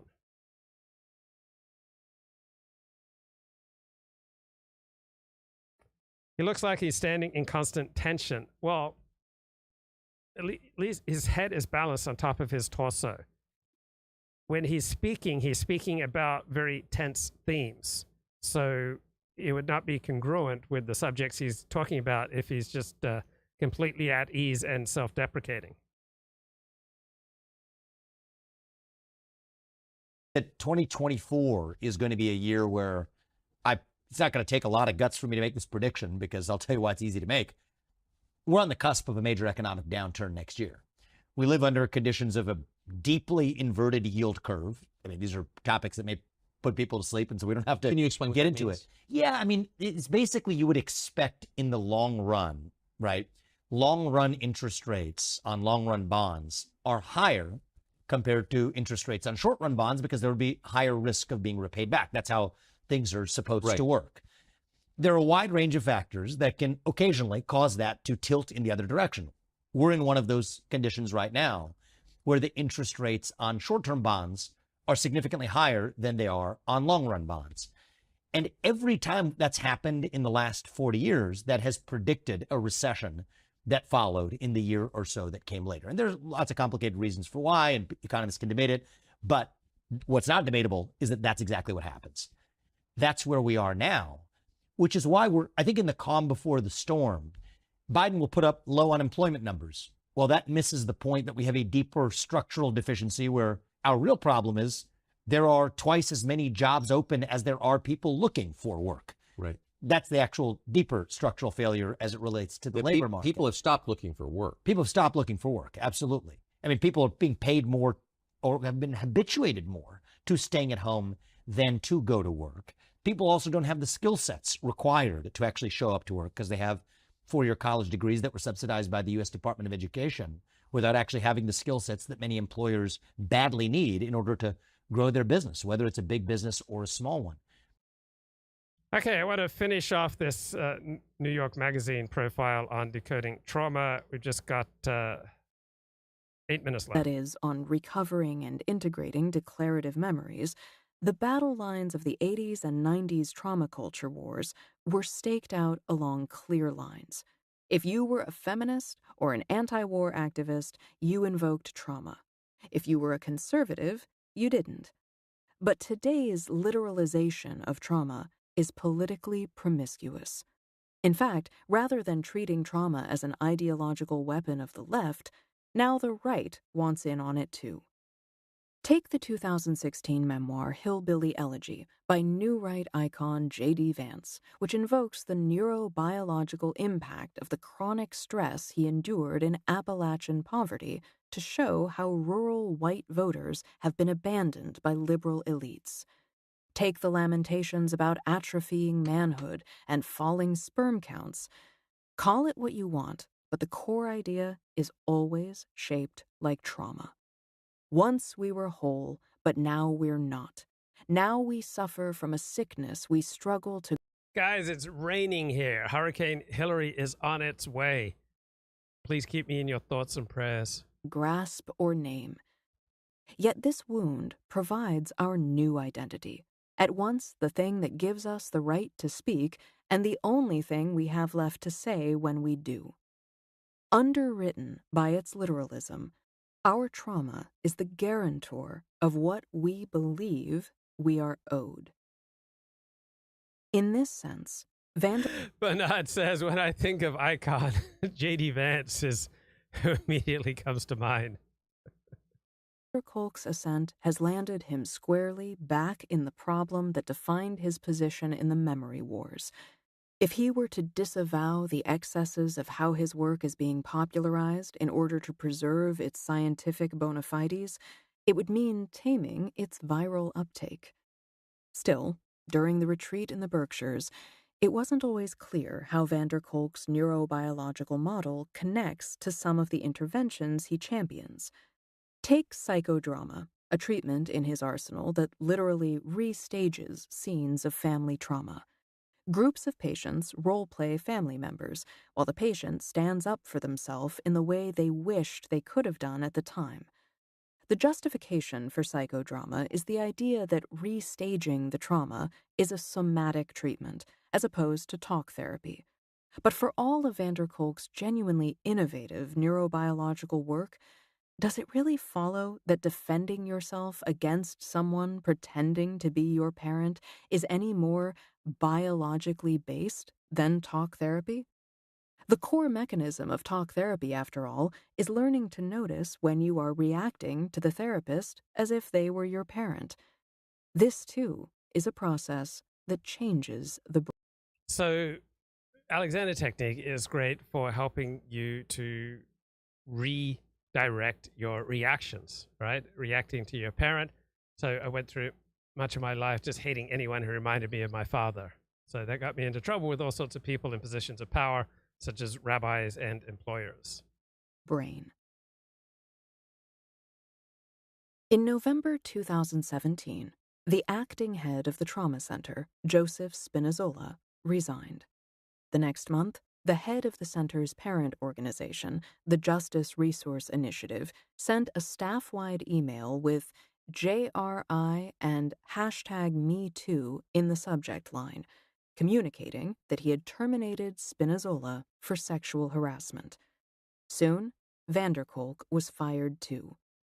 In an email to the Boston Globe, JRI head Andy Pond said van der Kolk had created a hostile work environment.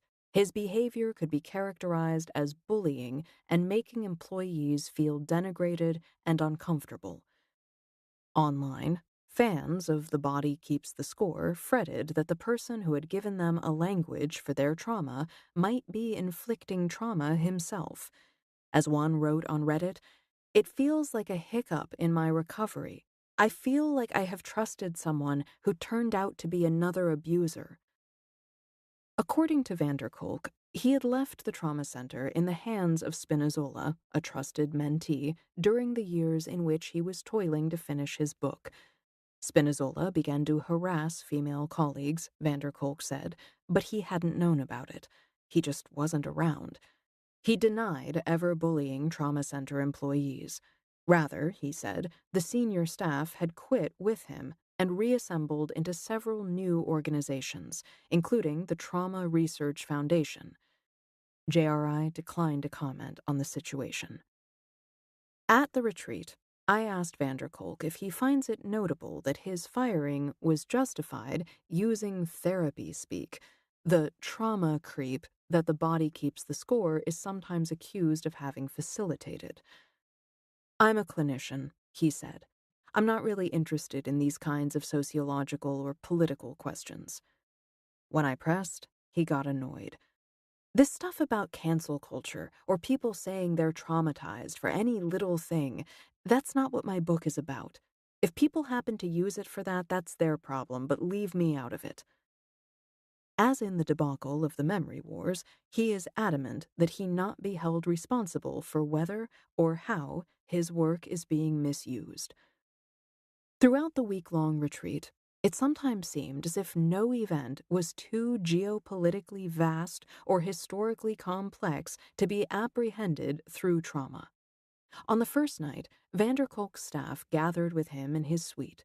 There was the woman who ran an international branch of the TRF focused on developing trauma workshops in the global south, and a psychotherapist who told me she had invented the concept of sexual grief. Night one had gone great, they agreed, as the conversation whirled out to the Trauma Foundation's vital work worldwide and the work remaining to be done. The war in Ukraine, global warming, the refugee crisis, famine, guerrilla violence, the great wheel of history screaming out for increased trauma intervention. And Ricardo says trauma is a leftist weasel word. It is the medicalization of sin. If you ever find yourself discussing trauma unironically, you should reevaluate your life choices. It was hard to think of a problem to which trauma therapy wouldn't be the answer. Over the course of 6 days, in small groups, in evening exercises, over lunch, many people described their pain. One night, we stood in a circle as everyone took turns stepping into the center. Then the group would say their name with delight at their existence. It was supposed to replicate the feeling of being a child basking in their parents' love. People cried. I cried. The next day, Leisha Skye led us outside to walk across a field toward a partner while keeping eye contact. One man thanked his activity partner, whom he'd hugged at the end, for a healing experience. When his partner took the mic, she said she had felt coerced into the hug, then burst into tears. It was like something else had happened to her, she said. Later, I chatted with a Canadian minister who was there to improve his counseling skills. The science is interesting, he said, lowering his voice, but I'm starting to wonder if I'm traumatized enough to be here. On the last day, I spoke with one of the retreat's assistants, a German physiotherapist with sad, kind eyes. He had been terribly abused as a child, he told me. He spent years in pain. But understanding the new science of trauma through van der Kolk's work had changed his life. He explained how trauma can be trapped in the body as a reflexive wince stuck in time, manifesting as a shoulder spasm, for example, when someone hears a word that reminds them of the traumatic event. He used to have those, he said, but not anymore. We're at the beginning of a new scientific epoch, he told me, of understanding the truth about trauma. Finally, humanity can hope to free itself from the cycles that have dragged us through eons of war, violence, and poverty. Someday soon, he told me, finally, we will all become clean. Ah, thank God. Ricardo says, my father committed a bunch of sin and that really harmed me. This is all you need to say, then move on. All the sin in the world is just killing my mojo. Get over it. Right, there's a terrific little podcast called Psych, 15 episodes on the basics of psychology. Here are some selections from Chapter 14 on clinical psychology. Paul Bloom speaking with David Pizarro. David Pizarro went to Pacific Union College, a Seventh-day Adventist college in the Napa Valley, where I grew up and my father taught for 3 years, from 1977 to 1980. Freudian therapy, about psychoanalysis, psychoanalytic therapy earlier on, but there's others. So I'll All right, this is Paul Bloom speaking from Yale. I'll ask you, what's your favorite therapy? What a question. It's like, what's your favorite flavor of ice cream? I think I like CBT. I have always been drawn to that kind of therapy that's sometimes referred to as existential therapy. It's a form of talk therapy where you and your therapist talk about sort of big problems of existence. I suspect that this is because whatever malaise I've had in the mental domain has generally been about things like, is my life worth living? Is it going to matter when I die? My big fears of death. Therapy for privileged people. It's therapy for privileged people. So, but I think that it is a good world if that's the therapy that people need the most. It would mean that we're all in a good enough position to be deeply reflective about meaning in life. Yeah, that's a nice hope for the future. Right. But I've seen in people whom I know and love, I've seen cognitive behavioral therapies work wonders, and specifically for disorders like phobias, generalized anxiety, even obsessive compulsive disorder.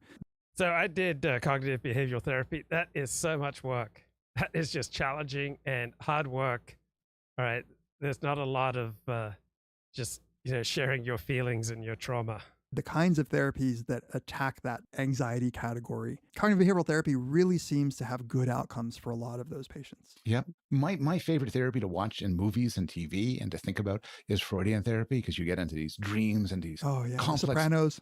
Oh, amazing. These great narratives about why Tony has this panic attacks and all of this. But my intuition is the same as yours. If I was struggling with a real specific problem, an obsession, unrealistic fears, anxiety, sadness, I would also seek out cognitive behavioral therapy. It seems to have the most bang for the buck. The behavioral part refers to the sort of theories that, based on sort of Skinnerian theories of, say, operant conditioning, where you reward behaviors to make them increase, punish them to make them go away. Exposure therapy, which kind of works on classical conditioning principles.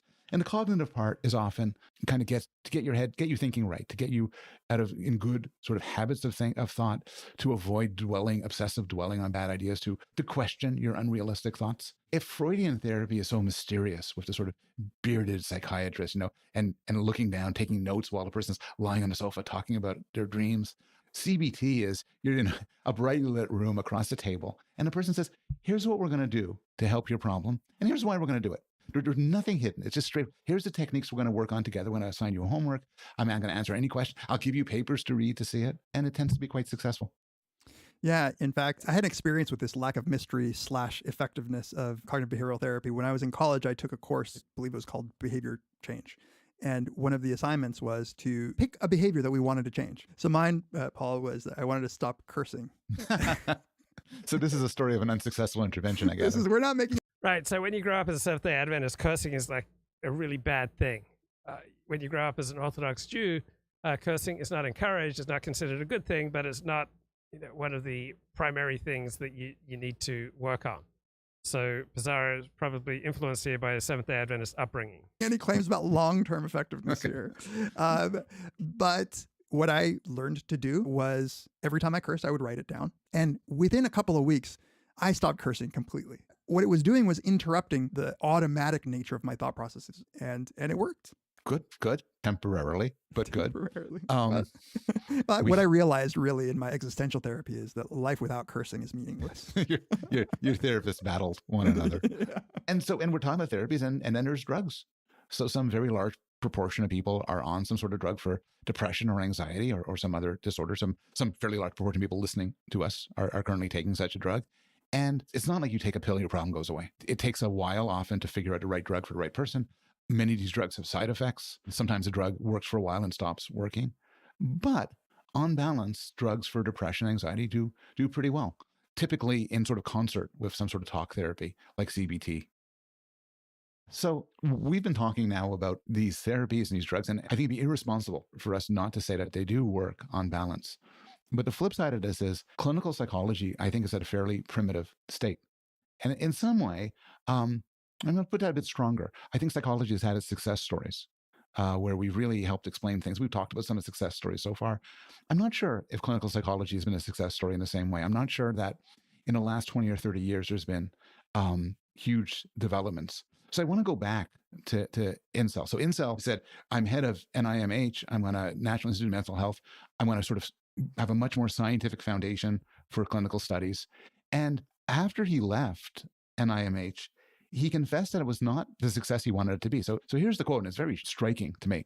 I spent 13 years at NIMH really pushing on the neuroscience and genetics of mental disorders. And when I look back on that, I realized that while I think I succeeded getting a lot of really cool papers published by cool scientists at fairly large costs, I think 20 billion, I don't think we moved the needle in reducing suicide, reducing hospitalization, improving recovery for the tens of millions of people who have mental illness. And his predecessor at NIMH, Steve Hyman, had a similar quote. He said, no new drug targets or therapeutic mechanisms of real significance have been developed for more than 4 decades. And I find that just shocking, but I think it's true. I think if you have a mental illness now, your treatment... Yeah, there have been no new drugs for mental illness of any substantial merit, developed in the last 40 years. Would not be substantially different than if you had it 10 years ago or 20 years ago. Some of the drugs are a bit better. I think some of the talk therapies are a bit better. They intend to incorporate things like mindfulness meditation now with some advantage, but it's not a revolution. It's depressing, but I agree. And in fact, as far as I'm aware, many mental illnesses have increased. So right now it seems to me that, for instance, Many more of my students suffer from depression and probably ADHD than have in the past. Suicide rates, they've probably gone up. It's a real question as to why. What's going on? I think one hint comes from the fact that, when we talk about the diathesis stress model of these diseases, that stress part really does matter. And in a world where the conditions of life might change for the worst, we're going to see mental illness incidents go up. So I think the COVID pandemic, for instance, took its toll on many. Okay, I'll play a little bit more here. Vivek, as I queue up The my next inflation thing. numbers, they'll point to saying, hey, the rate of inflation's coming down. Inflation's cumulative. Things are still 16, 20% more expensive than they were in 2020, and wages have not gone up in the same way over the same period. And so there are deep structural issues with our economy. I mean, the national debt, interest payments are going to be the biggest portion and line item of the federal budget very soon. All right, this is episode 15 from the podcast Psych. This episode is about happiness. For these psychopathologies, if we treat them as diseases. Another is that insurance companies will pay for treatment if we label them as diseases. But this is not without controversy. There are some people who don't believe that the medical model is the right way to think about mental illness at all. So you can imagine a couple of extremes. One extreme says, well, Alzheimer's and Parkinson's, which are in the DSM. Well, all of the rest of the mental disorders we're discussing, schizophrenia, bipolar depression, unipolar depression, and more things too, personality disorders, which we'll talk about and so on, they're all exactly the same as Parkinson's and Alzheimer's. If you looked hard enough, you could localize the physical problem in the brain. We could study its causes, but in some way you should think of it like you think of a disease like cancer. That's one extreme. The other extreme is what we've been calling mental illness is not only just a metaphor, but it's a bad metaphor. And yeah, these are some pretty thoughtful critiques by a couple of psychologists. Ricardo says, I pray Luke is the lone survivor of this storm. I'll tell you why everyone is mentally ill, confusion of sex roles. I think that's perhaps accounts for 5% of mental illness. I'd say the biggest reason for mental illness is disconnection, right? The diminishing of the family, the diminishing of a sense of community, the diminishing of a sense of racial, communal, ethnic, religious identity, the diminishing of ties that used to bind and blind us, right? The diminishing of in-group identity. I'd say that's the major, from where I stand, major cause of mental illness. Right, this is Paul Bloom, psychologist at Yale, talking to David Pizarro. I associate this view with Thomas Szasz, and I know you've done some reading of him, some study of him. Yeah, I think he's probably the most famous proponent of this idea. He wrote a number of books on it, but the most famous one being The Myth of Mental Illness. And what he argued was that, yeah, these are not disease categories. He believed that it was a mistake to call psychopathologies mental illnesses. For one, he thought that this was opening the door for a sort of mistreatment of patients, like getting them into this system and treating them like patients was robbing them of their autonomy and their liberty. He thought that pathologizing problems like depression was ignoring the real source. He thought these were fundamentally social psychological responses to life and what might be happening in your life, but that to call it a disease was to do damage to the person.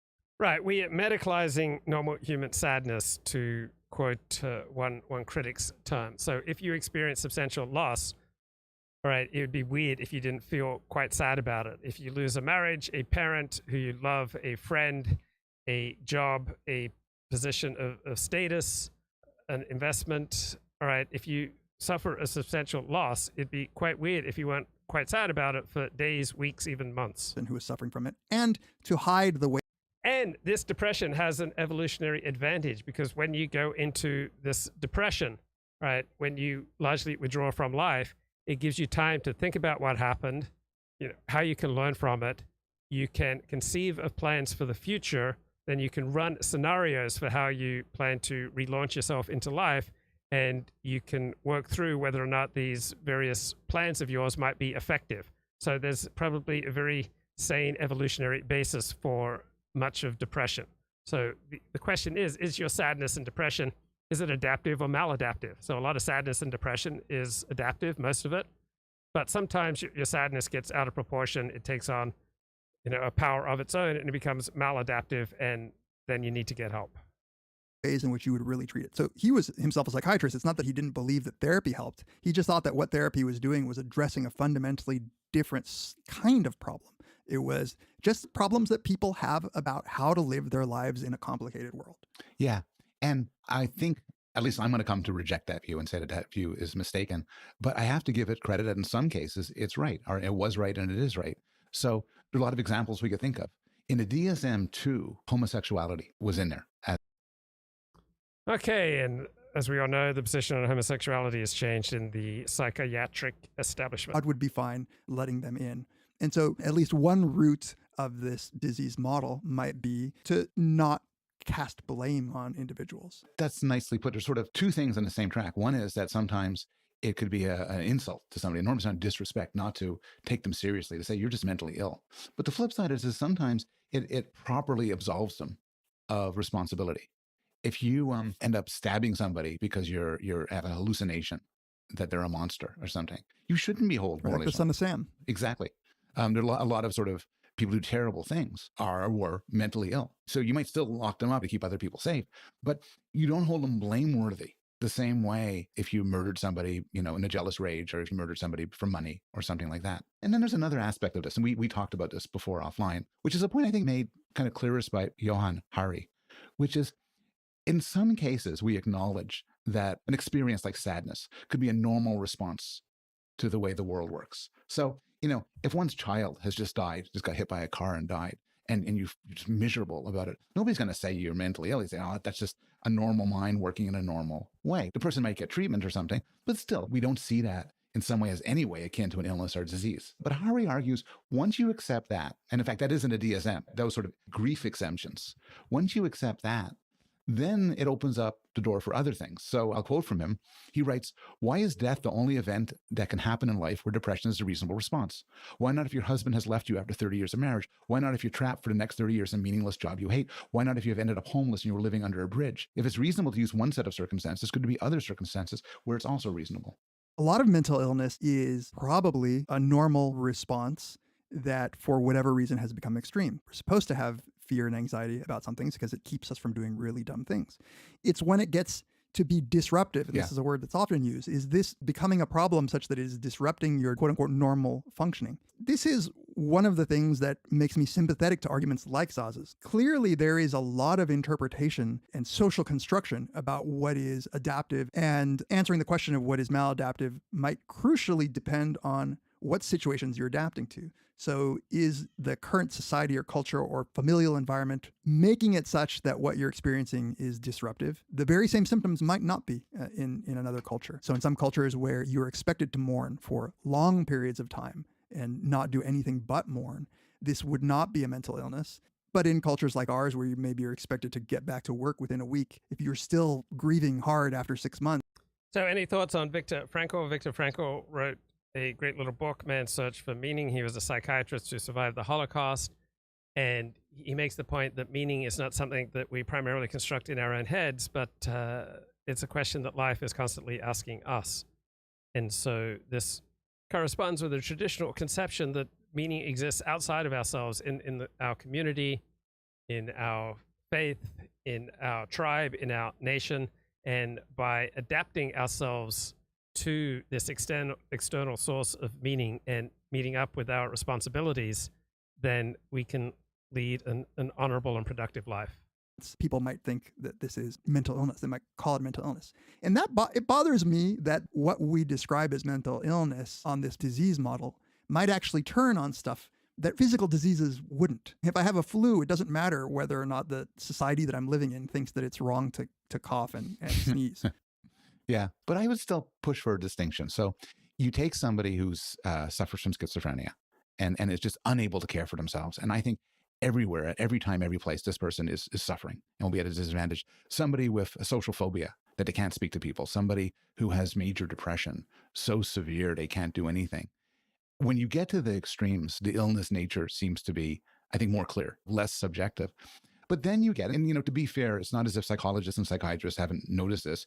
You get to certain categories where there's honest debate over where to put them.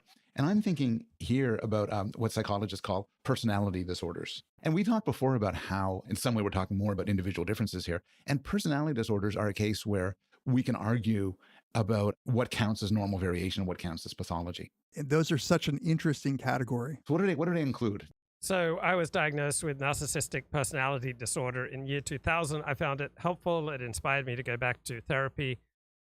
inspired me to realize I had a severe problem, that the way that I was constructing reality was not adaptive. Borderline personality disorder, antisocial personality disorder, histrionic. So my experience with people with borderline personality is that they are not predictable. They're, will unpredictably just fly into a rage. They just get flooded with shame and then lash out. So many mental health professionals will not treat borderline patients because it's so difficult to work with them. Personality disorder, narcissistic personality disorder. While you're thinking, can you define borderline and histrionic? Borderline personality disorder is when someone has a pervasive pattern of abrupt emotional outbursts, fear of abandonment, unhealthy attachment, altered empathy, instability in relationships, self-image, identity, behavior, and affect, often leading to self-harm and impulsivity. So through most of my life, I had a problem knowing who I was, and I would heavily rely on acting out attention-seeking behavior to get other people to tell me who I was. Since 2016, I feel like I've managed my life much more effectively, and I'm not nearly as needy for other people to tell me who I am. But one largely relies on other people to tell one who one is. That's obviously not an adaptive approach to life. Histrionic personality disorder is a pervasive pattern of attention-seeking behavior, including excessive emotions, an impressionistic style of speech, inappropriate seduction, exhibitionism, and egocentrism. Yeah, and you could see for all of these wider judgment calls. What's Should you call the cops when someone is mentally ill? Yeah, if they are a threat to other people, you should call the cops. So yesterday, I saw two homeless people fight. In some circumstances, I would call the cops if I thought there was a danger to the public. This seemed like a pretty weak fight.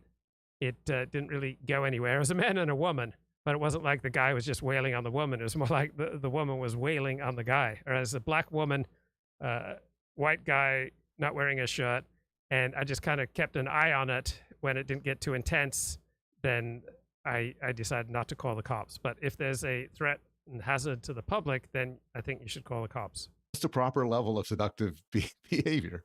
Well, yeah, you read the definition of histrionic personality disorder, and it sounds like a Victorian husband chastising a wanton woman. Yeah, It sounds like a moral judgment that's being made on somebody. You're not the first to notice the gendered nature of some of these categories. They sort of correspond to certain negative female stereotypes.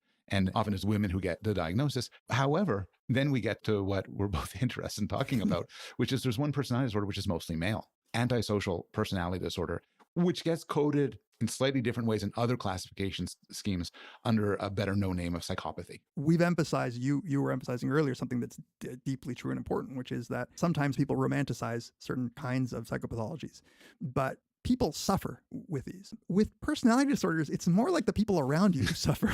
That's right. It's almost part of the disorder to not think that anything is wrong with you. So these people don't seek out therapy usually. And when they are in therapy, they're extremely resistant to therapy. Yeah, that's right. So one reason why I believe things like serious phobias or bipolar disorder are diseases, illnesses, is because of the distress they cause people. I don't think that's necessary, but that's necessary. People are miserable. It destroys people's lives, and they want treatment. They want to get better. But the personality disorders, like you say, don't fall into this. There's, I think, a debate in the field as to whether they're impossible to treat or just very difficult to treat. Right. There's no drug therapies that we know of. There's nothing like exposure therapy like we have for phobias that seems to work. And I don't want to say that people with these disorders aren't suffering. Of course, there are plenty of people who are suffering. It's just not in the same way is it part of their disorder. And then you get to something, and in fact, for the narcissists, they probably, I don't know what the data are, but I bet some of them are fairly cheerful in their narcissism. Oh, I mean, that is a problem with narcissism. If you ask a narcissist if they have a narcissistic personality disorder, they will not only agree, they'll embrace it. They believe that they, in fact, are more valuable.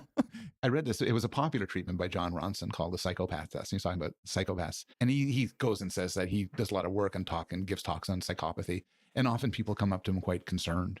And they want him to know, am I a psychopath? And his answer is always, if you're curious about it, if you're worried about it, then you're not one. Yeah, it's a great story, but now I have to add my own story about this. I gave a talk at a maximum security prison because Cornell has a prison education program. And among the topics that I touched on, one was psychopathy, because I was giving a lecture on morality and moral judgment. And at the end of my talk, a prisoner came up to me and said something very similar. It said, is psychopathy possibly genetic? And I he said, there is some evidence that there is. I said, why? Are you worried that you might have it? And he said, yeah. I said, well, why? He said, my mom told me that my dad had these psychopathic traits, and I see him in myself.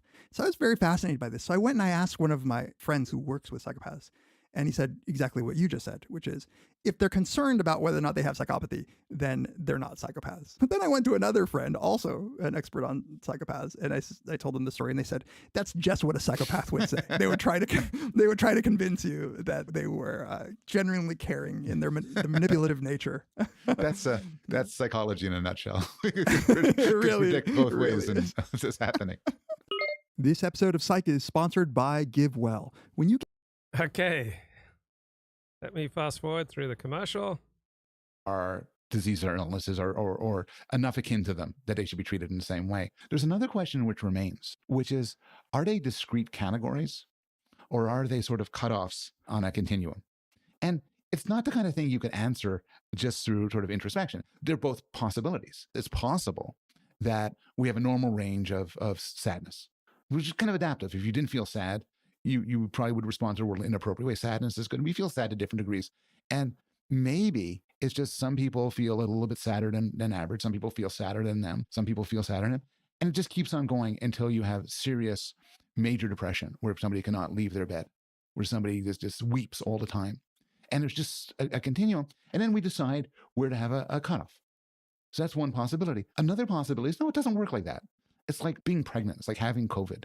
There's normal variation in something or another, but then there's a real category. Okay, Vivek Ramaswamy is on Fox. 6 months ago, many people in this country did not even know who I was. I was polling at 0.0% in March. I'm now in a tie for second. And the reason, Eric, is that I'm speaking the truth at every step of the way. Some people in this race, they're going to present plans for incremental reform. I stand on the side of revolution, the ideals of the American Revolution. Answer the question of what it means to be an American today. And I think for too long as conservatives, we have been running from something. I am leading us to start running to something, to that American dream that still unites us as Americans. And my sense, Eric, is that our base is hungry for an affirmative vision, not just criticizing the left, though we all, including me, do plenty of that. Okay, I'm not a big fan of listening to politicians. Just 2 more minutes here from the podcast site. Of major depression, which is different, which is something above and beyond, which is something special. And I don't think it's the kind of thing where you can kind of sit and think really hard and figure out what it is. But I think the view that these things lie on a continuum is getting taken increasingly seriously by scholars. That's interesting. Yeah, I suspect that whatever the truth of the matter is might vary depending on the disorder that we're talking about. I do know that there's some people who would resist the depression being just sort of like lots of sadness story, because the category of depression includes real anhedonia, real lack of ability to feel anything. So it's not just that they're extra sad, it's that they're suffering from all those other symptoms that you were talking about as well, that don't seem to co-occur when people are just feeling sad. But it's a hard question to answer because, for one, the way in which we measure these things is often just in a continuous way, right? We have scales. So we have a psychopathy scale. The psychopathy. Okay, important article by David Brooks in The Atlantic. Why Americans are so awful to one another. Why Americans are so awful to one another. In a culture devoid of moral education, generations are growing up in a morally inarticulate, self-referential world. Yeah, so is it the lack of moral education? That's what I used to think. Now, I think this problem is primarily the result of lack of connection. Because when I was devoted to moral education and like get people Torah and Bible-based values and bring people to God and religion, right? And then I realized that religious people in general, in my experiences, what I see in America today, aren't any more ethical or moral than the non-religious people around them. And what I've noticed is that people who are connected, right? People who have a good relationship with their family, good relationship with friends, and good relationship with community, they consistently act in a more pro-social manner than people who don't. So I don't think the problem here is primarily one of lack of moral education. Written by David Brooks for The Atlantic. Narrated by Robert Fass for Apple News Plus. Over the past 8 years or so, I've been obsessed with 2 questions. The first is, Why have Americans become so sad? The rising rates of depression have... Now, David Brooks isn't so sad because he divorced his second wife and attached himself to his research assistant and married her. So I assume he was carrying on, a long-running affair with her, and he's married to a beautiful woman, much younger than himself, and I don't think he's sad. Right? This looks to me the very picture of happiness. So get powerful, get prestige, write books on moral character, divorce your wives, and take up with your much younger research assistant. Great path for meaning and happiness in life. Been well publicized, as have the rising deaths of despair from drugs, alcohol, and suicide. But other statistics are similarly troubling. The percentage of people who say they don't have close friends has increased fourfold since 1990. The share of Americans ages 25 to 54 who weren't married or living with a romantic partner. David Brooks apparently also has become a Christian. Maybe not formally, but he seems to have become a Christian. So he got his second wife, I believe, to convert to Judaism to marry him. Now he's dropped her, taken up with his much younger research assistant, and adopted his research assistant's Christianity. Went up to 38% in 2019, from 29% in 1990. A record high 25% of 40-year-old Americans have never married. More than half of all Americans say that no one knows them well. The percentage of high school students who report persistent feelings of sadness or hopelessness shot up from 26% in 2009 to 44% in 2021. My second related question is, why have Americans become so mean? So my answer to these questions is Americans have become disconnected. Why have they become disconnected? Through massive amounts of immigration and a civil rights industrial complex that makes traditional ties, traditional conceptions of the family, the traditional hero system more and more difficult to maintain, right? For people who believe in heterosexual marriage, all right, gay marriage is an assault. It's every bit as much an assault as being punched in the face, right? Let's get some Ramaswamy rapping here. Up, over, plow, snap back to reality. Oh, there goes gravity. Oh, there goes gravity. Choke. He's so mad, but he won't give up that easy. No, he won't have it. He knows his own bad that he's ropes. His own bad that he's ropes. He don't bad that he's ropes. That's pretty impressive. I mean, Bill. Wow. Okay, so Ramaswamy raps Eminem's "Lose Yourself," but the civil rights industrial complex has effectively overtaken our Constitution, has overtaken what we used to understand as private property. It's undertaken what we used to understand as freedom of association. It has brought government intrusion into the most, private parts of our lives. And as a result, we are increasingly disconnected from one another, and disconnected people hurt people, hurt people. I was recently talking with a restaurant owner who said that he has to eject a customer from his restaurant for rude or cruel behavior once a week, something that never used to happen. The head nurse at... I would say that in a homogeneous community, that is much less likely to happen, right? When everyone knows everyone, right? That sort of behavior is less likely. It is much more disincentivized. The hospital told me that many on her staff are leaving the profession because patients have become so abusive. So do you think those patients who are abusive are paying their way, or are they welfare recipients? I suspect that they are primarily welfare recipients. More extreme of meanness, hate crimes rose in 2020 to their highest level in 12 years. Murder rates have been surging, at least until recently. Yeah, murder rates have surged since Black Lives Matter rioting, disrupting America, and Fortune 500 companies or donating money to Black Lives Matter, our elites, throwing in common cause with Black Lives Matter, the media largely going to battle on behalf of Black Lives Matter, right? Black Lives Matter definitely winners, but as a result, police have been disincentivized from doing their jobs. We've had a massive increase in all sorts of crime, including violent crime. We've had a massive increase in bad driving because the police have been disincentivized from pulling over bad drivers.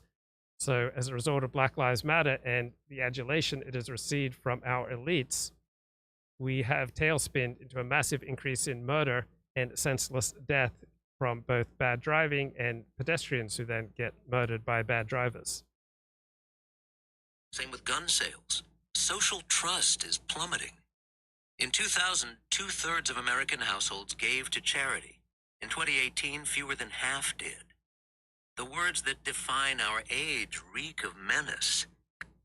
So what type of people give charity? What type of people volunteer for charity, right?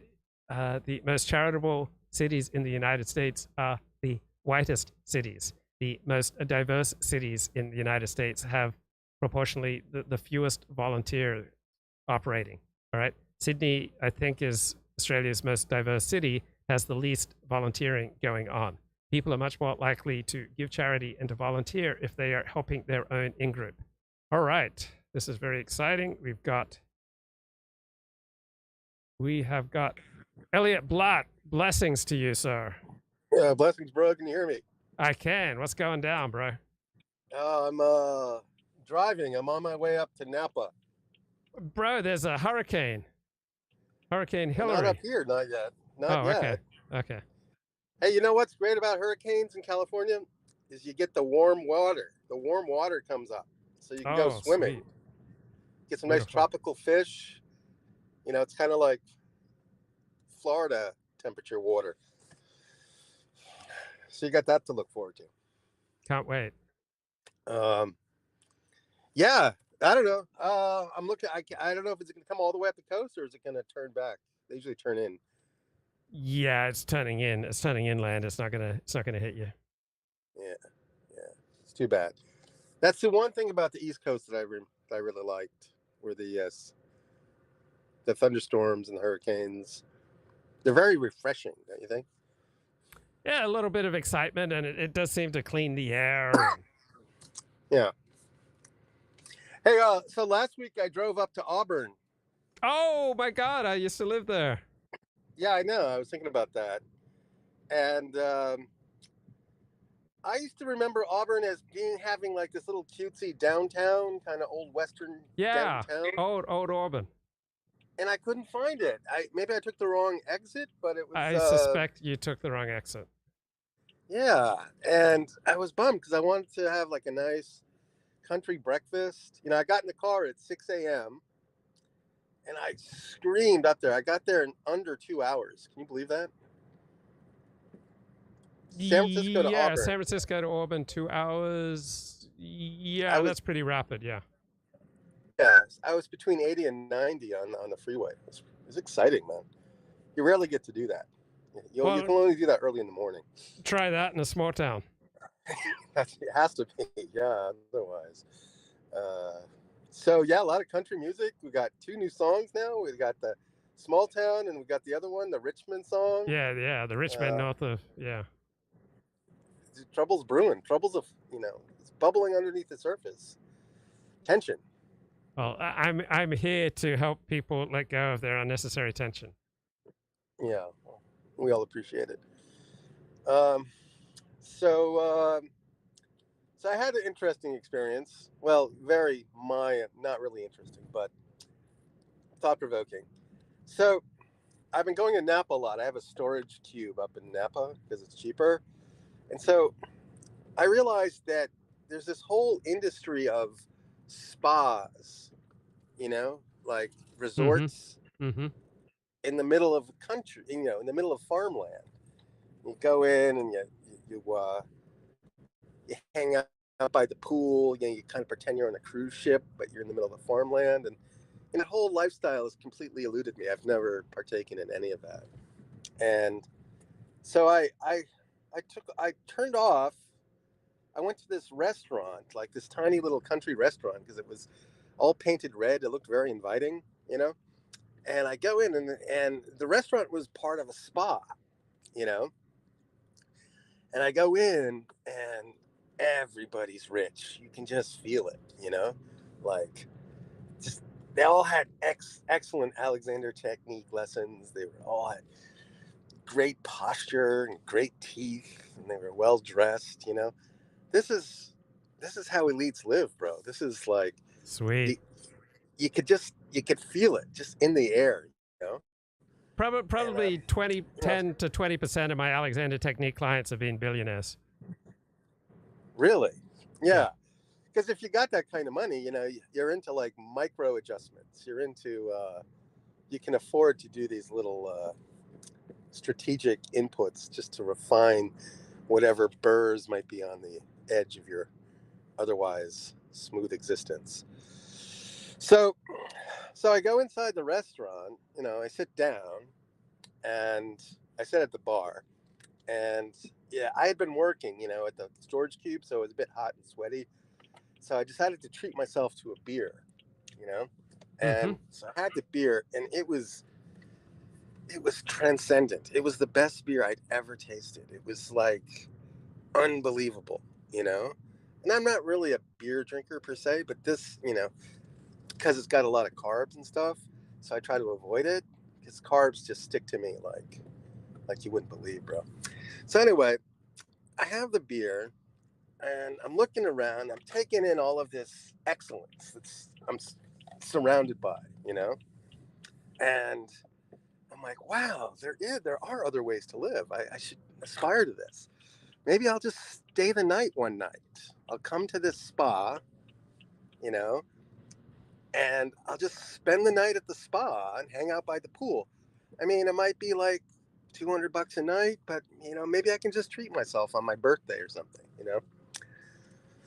So I start fishing around, you know, look for a brochure. There's no brochures. Oh God, I got a retard just right in the middle of the road. Oh God, I wish I could point my screen. All right, bro. Sorry.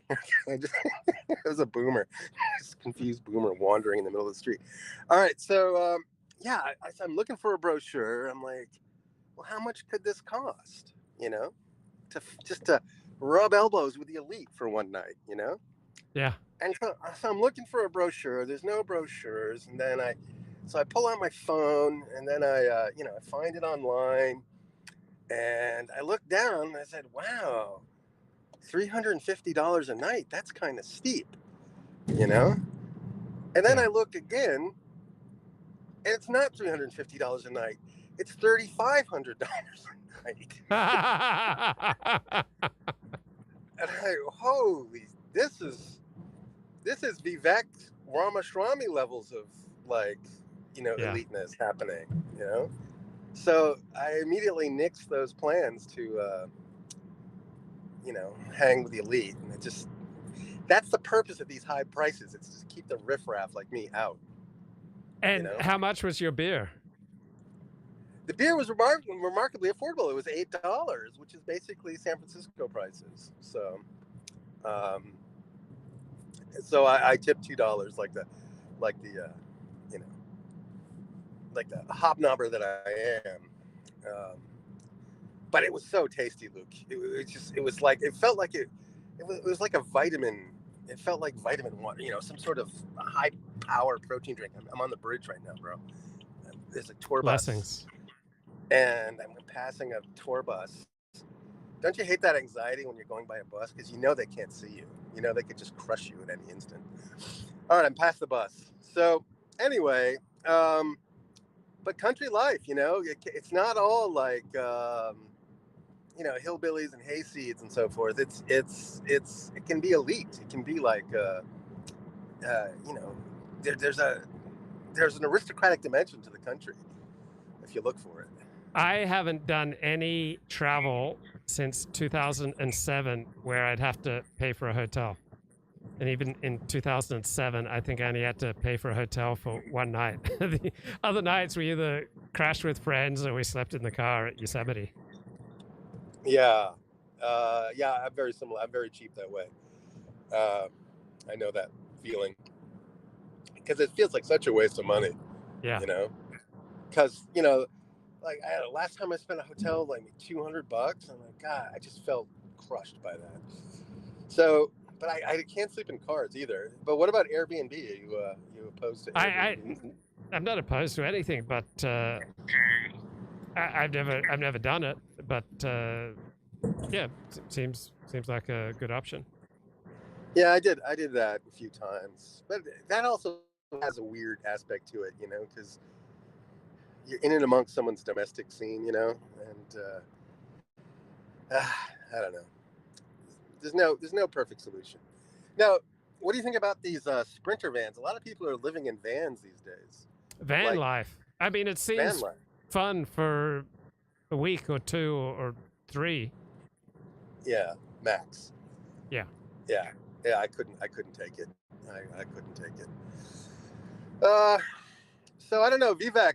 You know, Vivek. There's sort of like he's one of these Silicon Valley high-achieving Asian types, like an Andrew Yang. There's another one from Silicon Valley. I'm forgetting his name, but I agree with you. He is. He doesn't have the rough edges that a Trump has. Yeah. I wonder how he would handle the different gifts question. You know, like how he would thread that needle. Has he spoken about that topic? I'm not aware. I've never like paid attention to him cognitively. I just know that I like how I feel when I watch him or listen to him. Yeah. I don't see him like activating sort of the animal spirits that Trump sort of activates, and so that sort of cuts both ways. You know, the more he appeals to the MAGA crowd the more he appeals to the MAGA crowd, he also excites the anti-MAGA crowd. So maybe there is room for some kind of guy with buffered edges that Vivek has that could slip in there. My theory is that Romney is actually the dark horse in all of this. Nobody under the sun believes me. Everyone thinks that's a crazy notion. I think it's Glenn Youngkin. So Rupert Murdoch is trying to encourage Glenn Youngkin, the Republican governor of Virginia, to run. That could be. Oh, he's the one that won the election in Virginia, right? Yes. That stunned everybody. Yes. Right? Yes. Yeah. Huh. I just think Romney has the Rolodex. You know, he's got all the money in the world, and he's sort of, you know, he was governor of Massachusetts, and which is a very blue state. And I don't know if he ran as a Republican or an independent, but he was able to sort of navigate that pretty well and become governor. He's one of these mysterious guys where he sort of claims residency in 3 states. So, which is sort of a nice trick. But he's not going to rock the boat. And he's not going to stir up the antipathy that Trump stirs up. So, I don't know. Just a thought. And he'd release this animal spirits. No, he wouldn't. The 8chan crowd would go mad for him. Yeah. Richard Spencer would endorse him. Yeah. So I'm still subscribed to Richard. I can't quite cut the cord yet. And what has Richard been I'm at a talking loss about? for good quality. Richard, he's come very, very milquetoast. You know, he has had some event in his life that has changed him. He's completely unrecognizable from what he used to be. I mean, he basically identifies as a liberal now, and as a rather, you know, he seems to be an unironic supporter of Biden. So with Richard, you're always thinking that there's like always an ironic dimension to whatever he's saying, but he doesn't seem to be being ironic. He seems to genuinely think Biden's a great president. So I don't know. It's all very confusing. He's a great speaker. Like Richard gives a good feeling to the listener because he knows how to speak and communicate. Yeah. Yeah. And sometimes he has some interesting guests, but he also has some morons on his podcast that are sort of part of his regular callers. And then he shows up on these Twitter Spaces, which is sort of another interesting channel, where he sort of really gets down and dirty and mixes with the plebs, you know. And so these real, truly retarded people on the panel with him, and he sort of has to tard wrangle them, which is amusing. And I haven't heard much out of Chuck. I haven't heard much out of Chuck Johnson. That was usually the appeal of those things, because Chuck Johnson would sort of be on those spaces, and then he'd have some wild, you know, conspiracy stuff that would like really spice up the sauce, you know. But I don't know what's going on with him. Do you think that when Vivek is sworn in as President of the United States, he will be holding his hand on the Bhagavad Gita or on the Bible? I think his handlers would put a Bible there. Yeah, I think so. Although it'll be the Bhagavad Gita, but they put like a Bible cover on it, you know. No, he's a smooth dude. I'm sure he'll be down with the Bible. He knows how to talk to people, you know, of faith. Yeah, and the one clip I did see of him that I did like was, you know, he sort of took on this climate change nonsense head on and like nailed the correct talking points. So I got a little thrill in my leg when I heard that. I enjoyed that. You know, I'm a total climate change denier.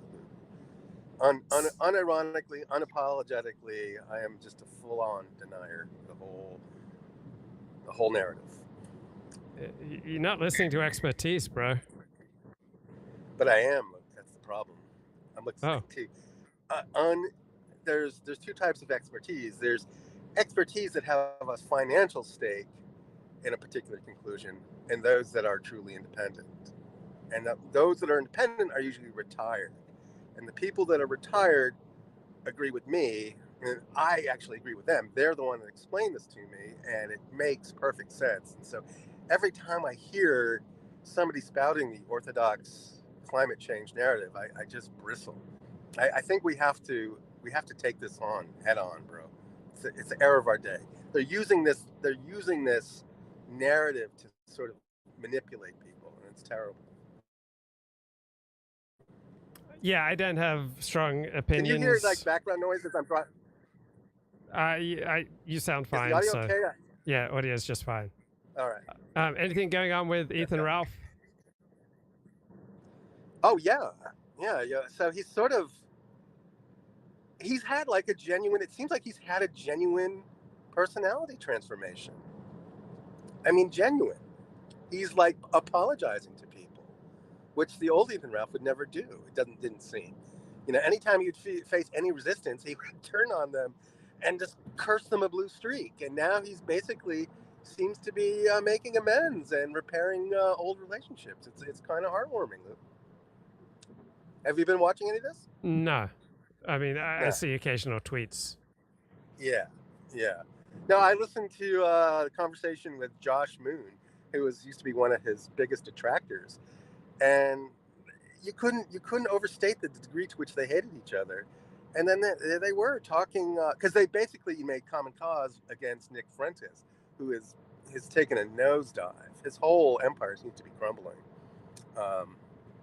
and you know the sort of homosexuality, pedophilia type of allegations seem to have really created a united front against Nick, and so Ralph is sort of leading this charge, and he was doing some stuff. I don't think he's doing hard drugs anymore, and he's actually quite lucid, and he's actually he's kind of got a gift for language, does the Ralph? Yes. You know, which is surprising, because when he's not cussing and he's actually trying to make a substantial point, he's actually capable of making a point. So I thought that was nice to hear. But I'm not a heavy follower of that whole community.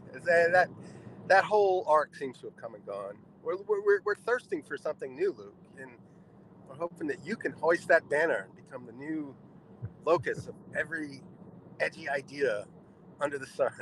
I thought my shows on decoding trauma would be the ticket. No, it doesn't quite have the sauce. Doggone it. So yeah, sorry, Luke. I don't really got much going on. It's like such a nice time of year, you know, late August, where you know you can feel like summer's finally giving up, and days are getting shorter. Yeah, it's just not that oppressive. I don't like it when things gets dark at 9 o'clock. It's just too late. I'm tired of the sun by that point. I'm ready for a little darkness. But there's also, it's sort of tinged with the fact that winter's coming, and so there's that sort of pre-autumn sort of melancholy that's sort of in the air in late summer. Oh, and the produce is like off the charts great this year. Have you noticed that? No. No, you don't. You don't tune into. Oh, that's right, because you just go Amazon. Whatever they give me on Amazon.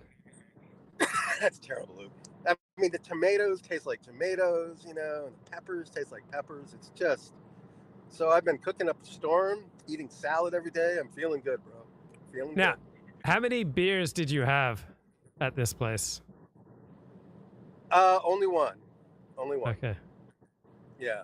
No, I wouldn't impair myself driving. Okay. I wouldn't risk arrest for that. And believe it or not, I mean, it would take I'm not proud of this, Luke, but I've got a pretty solid alcohol tolerance. I'm not going to lie. Well, I mean, that's a product of a lot of hard work. Yeah. I think if you work hard, you do a bunch of physical work, you can treat yourself to a drink or two. And I think you owe that to yourself. Don't you think you're missing out on a big dimension of life, Luke, with all these restrictions that you live with? Don't you think don't you want to let those animal spirits run a bit? Oh, I like letting my animal spirits out, just not vis-a-vis alcohol. Uh-huh.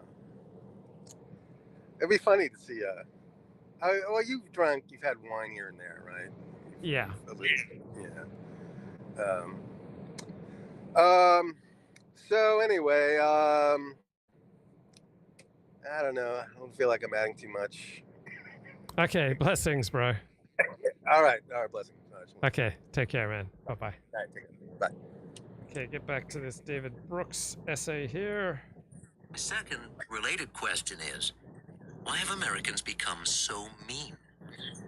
I was recently talking with a restaurant owner who said that he has to eject a customer from his restaurant for rude or cruel behavior once a week, something that never used to happen. A head nurse at a hospital told me that many on her staff are leaving the profession because patients have become so abusive. At the far extreme of meanness, hate crimes rose in 2020 to their highest level in 12 years. Murder rates have been surging, at least until recently. Same with gun sales. Social trust is plummeting. In 2000... If only we knew what caused low social trust. Oh, wait, we do. Right? The more diversity, the lower the social trust. And it's not like all diversity is equal. That type of diversity that seems to commit a lot of crimes, particularly violent crimes, tends to have a dramatically negative effect on social trust. So some types of diversity don't have much of an effect on social trust. 2/3 of American households gave to charity. In 2018, fewer than half did. The words that define our age So people are most likely to give to charity when it helps someone like them. That is human nature. I think one of the first episodes of the TV show Yellowstone, this older guy tells a younger guy, until they change human nature, people are better off with their own kind. True. of menace, conspiracy, polarization, mass shootings, trauma, safe spaces. We're enmeshed in some sort of emotional, relational, and spiritual crisis, and it undergirds our political dysfunction and the general crisis of our democracy. What is going on? Over the past few years, different social observers have offered different stories to explain the rise of hatred, anxiety, and despair. The technology story, social media is driving us all crazy. The sociology... I mean, why can't everyone just be like David Brooks? Jettison 2 wives, trade them in for a newer model for a young, hot research assistant. I think this would have a dramatic happiness effect on at least the men who are in a high status position and able to do that. Story. We've stopped participating in community organizations and are more isolated. The demography story. So when do people participate more in social organizations? All right, when they social organizations where they can hang out with their own kind, including their own sex. All right, male-only clubs. All right, more people will participate, but because of the civil rights industrial complex, there are fewer such opportunities. Hence, people lead more disconnected and isolated lives, and they have less of a sense of community. America, long a white-dominated nation, is becoming a much more diverse country. A change that has millions of white Americans in a panic.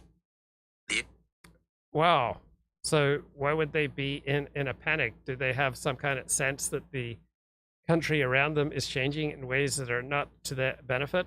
I'm not aware in history of many examples of countries where the overwhelming dominant population has become a minority and that led to thriving.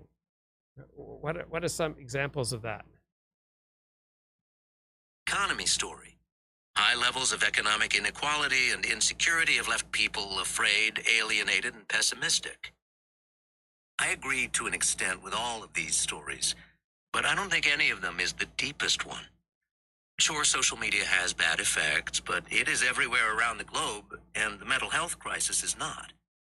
Also, the rise of despair and hatred has engulfed a lot of people who are not on social media. Economic inequality is real, but it doesn't fully explain this level of social and emotional breakdown. The sociologists are right that we're more isolated, but why? What values lead us to choose lifestyles that make...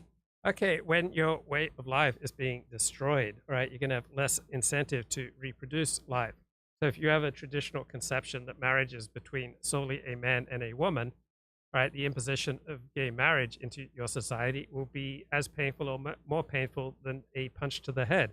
If you conceive of the military being a heterosexual institution, right, the forced integration of gays into the military and the military becoming pro-gay will be an assault on your hero system, right? If you believe that people should have the rights to use their private property essentially as they see fit, such as the rights to hire and fire as they see fit, the rights to freedom of association, then the imposition of a vast civil rights industrial complex is going to be incredibly upsetting. So the whole code by which you may have led your life is slowly, often rapidly being chipped away, being destroyed, being blown up.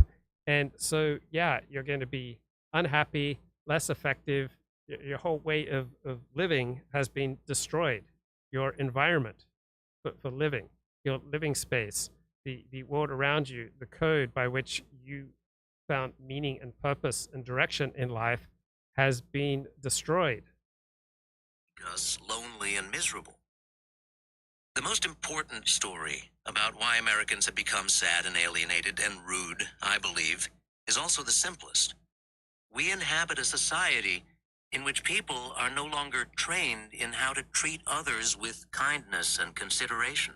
Oh, it's lack of training. No, it's not lack of training, right? If you're a happy person, you'll naturally tend to treat other people, in a positive fashion.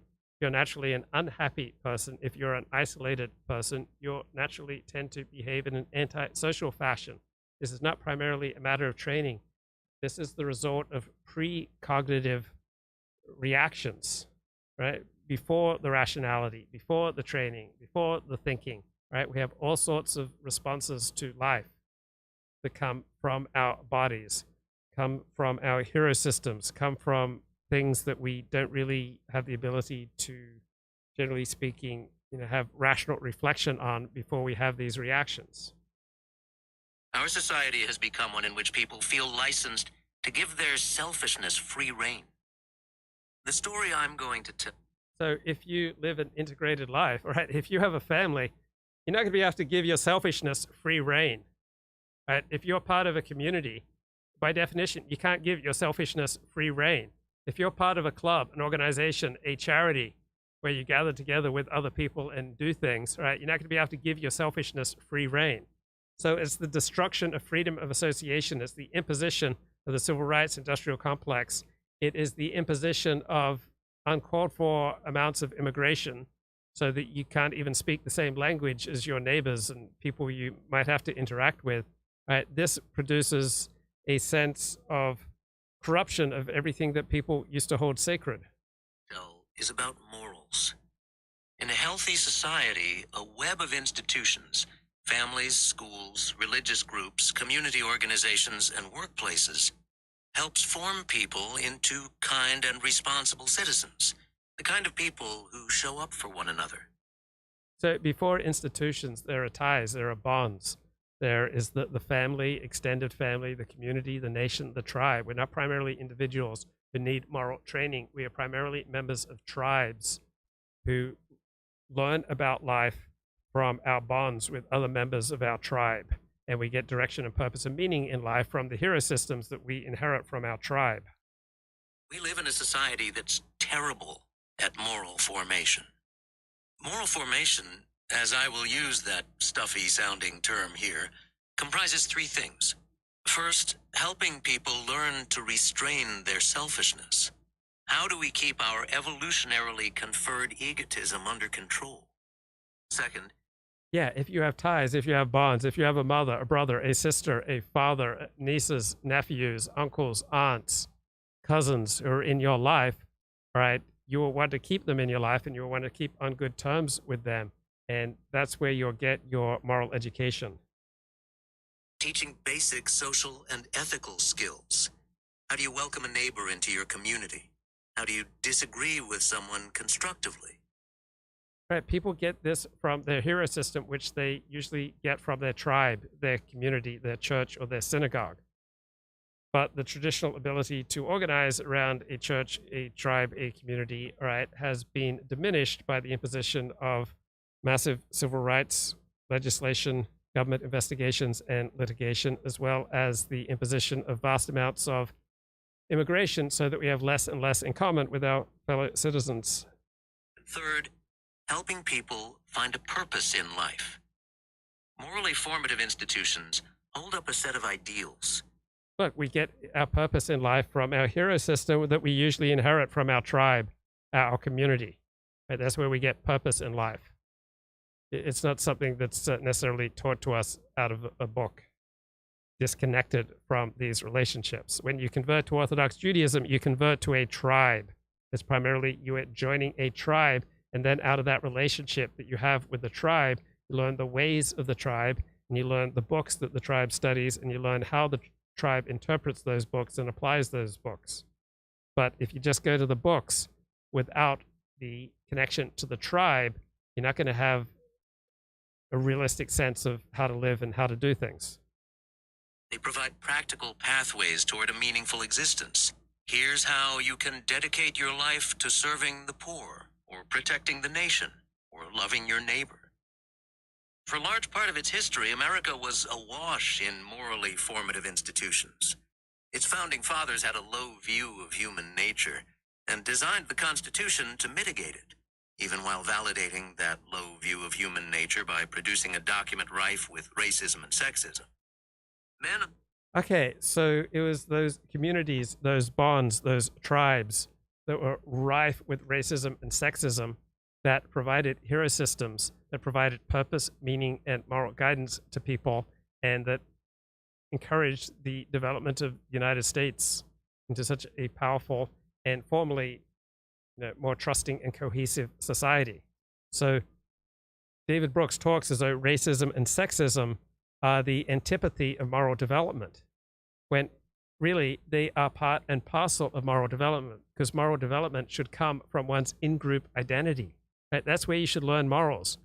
You form a connection, you create a shared reality with others. Out of that bond, out of that connection, out of that tie comes morality, right? Racism and sexism is the basis for morality. It's not the antithesis of morality, right? There's no meaningful morality without understanding differences between in-groups and out-groups. And what is your family? What is your group? What is your tribe? What is your community? And who are the out-groups that threaten the well-being of those who you love? Right? Racism, sexism, homophobia, Islamophobia, right? These are all the bases of morality. They are not what contradicts morality. I find to be a sort of beings very badly constructed, Benjamin Franklin wrote, as they are generally more easily provoked than reconciled, more disposed to do mischief to each other than to make reparation, and much more easily deceived than undeceived. So who are people more likely to be open and honest with? People who are like them. Who are people less likely to deceive? Who are people less likely to murder and to rape and to torture? People who are like them.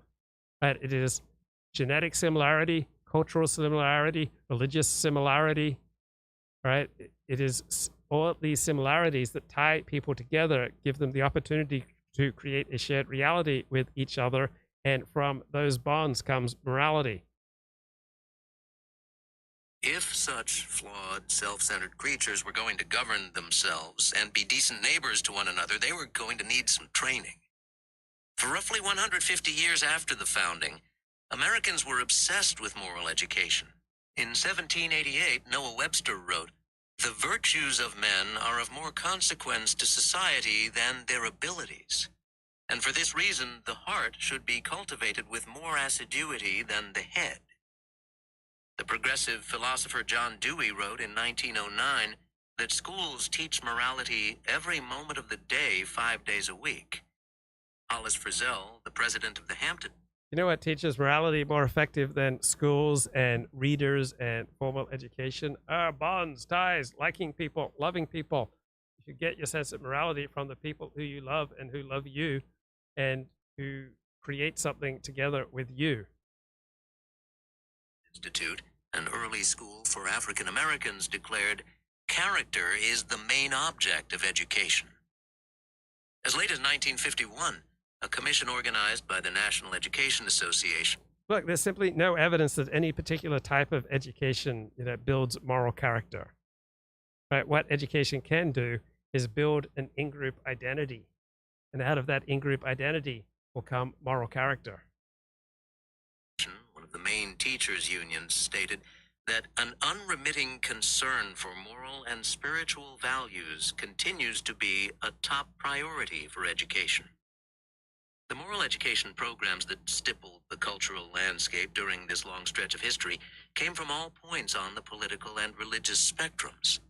School textbooks, such as McGuffey's Eclectic Readers, not only taught students how to read and write, they taught etiquette and featured stories designed to illustrate right and wrong behavior.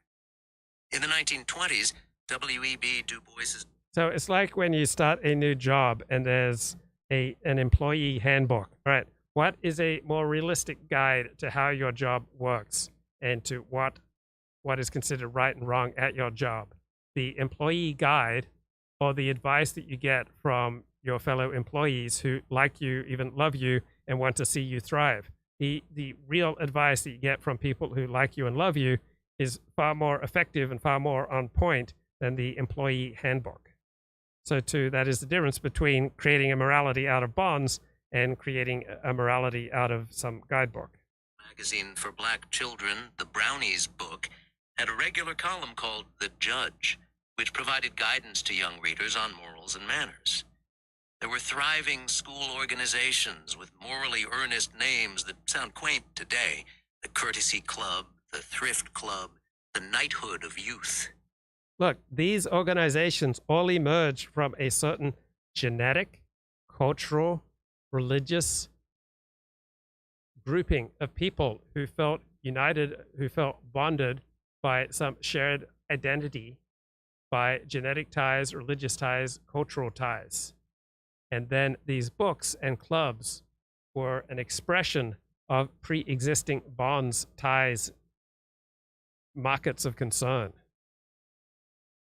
Beyond the classroom lay a host of other groups: the YMCA, the Sunday School movement, the Boy Scouts and Girl Scouts, the Settlement House movement, which brought rich and poor. Look, these are all expressions of a cohesive people, right? This is what's causing the cohesion, right? These are expressions of pre-existing religious, cultural, and relative genetic cohesion.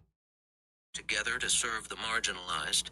Aldo Leopold's land ethic, which extended our moral concerns to include proper care for the natural world. Professional organizations, which enforced ethical codes, unions, and... So you think people with ties to blood and soil are going to just completely disregard the soil around them, right? You have ties to blood and to soil. You will naturally care for those who are genetically, culturally, religiously linked to you, and you'll have cares for the soil, right? Blood and soil nationalism obviously will include concern for the soil. Workplace associations, which in addition to enhancing worker protections and paychecks, held up certain standards of working class respectability. Well, if the employers and the bosses and the workers all come from the same people with close religious, cultural, and genetic ties, then concern for one another is normal, right? A sense of nationalism, that you're all in it together, that you're part of one extended family, that will naturally lead to both bosses and employees having some concern for each other's welfare. But if you bring in massive numbers of immigrants so that the employees and the employers are very different people, right, then you are fracturing that traditional bond. If you destroy the bases on which people found meaning in life, such as heterosexual marriage, private property, freedom of association, the military as a heterosexual institution, the church as a sacred institution, if you destroy these traditional bases for meaning and purpose and direction in life, then people will become adrift. And when people are adrift, they don't tend to act as well as when they are bonded and connected. And of course, by the late 19th century, many Americans were members of churches or other religious communities. Mere religious faith doesn't always make people morally good, but living in a community, orienting your heart towards some transcendent love, basing your value system on concern for the underserved. Okay, it wasn't being part of a community that was united around directing your heart towards transcendent love. It's having real life community.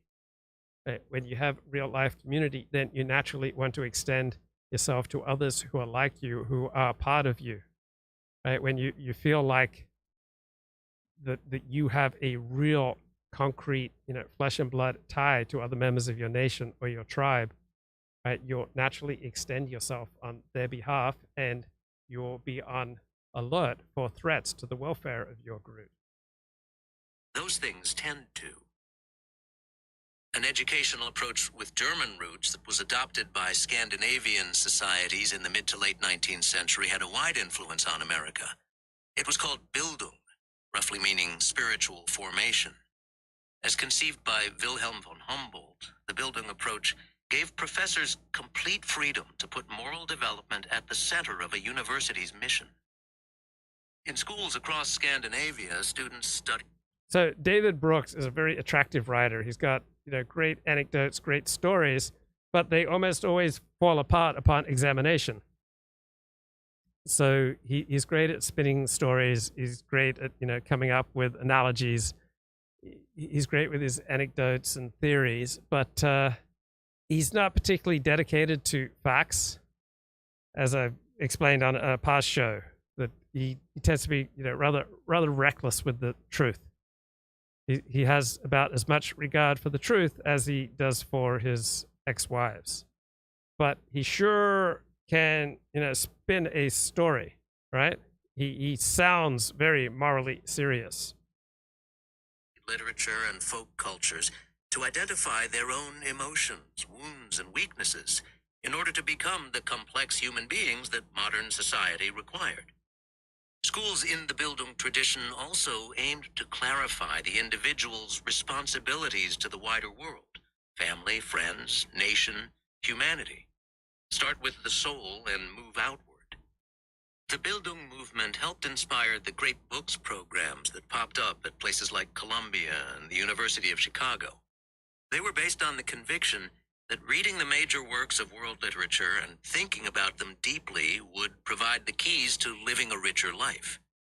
Meanwhile, discipline in the small proprieties of daily existence, dressing formally even just to go shopping or to a ball game, was considered evidence of uprightness, proof that you were a person who could be counted on when the large challenges came. Much of American moral education drew on an ethos expressed by the headmaster of the Stowe School in England, who wrote in 1930 that the purpose of his institution was to turn out young men who were acceptable at a dance and invaluable in a shipwreck. America's National Institute for Moral Instruction was founded in 1911 and published a children's morality code with 10 rules for right living. So David Brooks, he sounds amazing, right? But upon closer examination, his work just falls apart. What do you know about a book called Bobos in Paradise? I know that this is the book that made David Brooks famous. Yes. Or whatever he is. Thesis of the book. Oh my god. I know, it's a big brick. This episode's going to have a lot of quotes because some of the stuff that he says in the book, you really have to read it to believe it. All right. The thing that struck me as oddest was the way the old categories no longer made sense. Throughout the 20th century, it's been pretty easy to distinguish between the bourgeois world of capitalism and the bohemian counterculture. The bourgeoisie were the square, practical ones. They defended tradition and middle-class morality. They worked for corporations, lived in suburbs, and went to church. Meanwhile, the bohemians were the free spirits. They were the artists and the intellectuals, the hippies and the beats. But I returned to an America in which the bohemian and the bourgeois were all mixed up. It was now impossible to tell an espresso-sipping artist from a cappuccino-gulping banker. And this wasn't just a matter of fashion accessories. I found that if you investigated people's attitudes towards sex, morality, leisure time, and work, it was getting harder and harder to separate the anti-establishment renegade from the pro-establishment company man. By the way, no, nothing I would like less than for David Brooks to investigate my attitude towards sex. We have a really long excerpt about that later. It's really dark. I feel like this is combining two of the most hackish think pieces. The first is where you define an entire generation of people based on like a couple of mostly aesthetic shared features. Like the modern version of this is you just find out what app is popular with 15-year-olds, and then you pitch to your editor a piece called like the Snapchat generation. Yeah. Right. And then the other archetype is when you make the observation that a generation of people that used to be like more carefree and anti-establishment in their youth are now more bland and conservative because they're like 45. It's like, well, this guy used to listen to Nirvana, but now he has a job selling insurance. But then I also think that in a way that is not a given for the books that we talk about on this show, I think the central premise of this book is true. The first chapter is where he lays out the sort of core argument. And the core argument is essentially there used to be a much more entrenched hereditary elite in the United States, like the old money, Carnegie's, East Coast elites, right? And really, since the 1960s, there has been the creation of a kind of knowledge class. It's a bunch of people who have these kind of professional jobs and who do have this kind of ethos that comes from the kind of post-hereditary aristocracy world. Yeah. I think that is true. Yeah. And I feel like smarter people have written about it. Yes. About sort of, this sort of post-New Deal realignment where you had this generation of more educated upper middle class types, not really part of the elite, but sharing some common features and, in fact, perhaps associating themselves with the elite more than the traditional middle class. And I think when this giant class of like just below upper class people was created, those people brought their sort of counterculture attitudes and also their counterculture aesthetics into that class. It's really just the train. So there's a great article in Salon saying that, fact after fact is just wrong. He just makes things up. Why would someone with the level of prestige and influence as David Brooks be so woefully sloppy in his reportage and worse? Why does he just keep making things up? He gets paid huge sums of money for his bestseller books. He's always on TV, but he's just constantly, inventing things.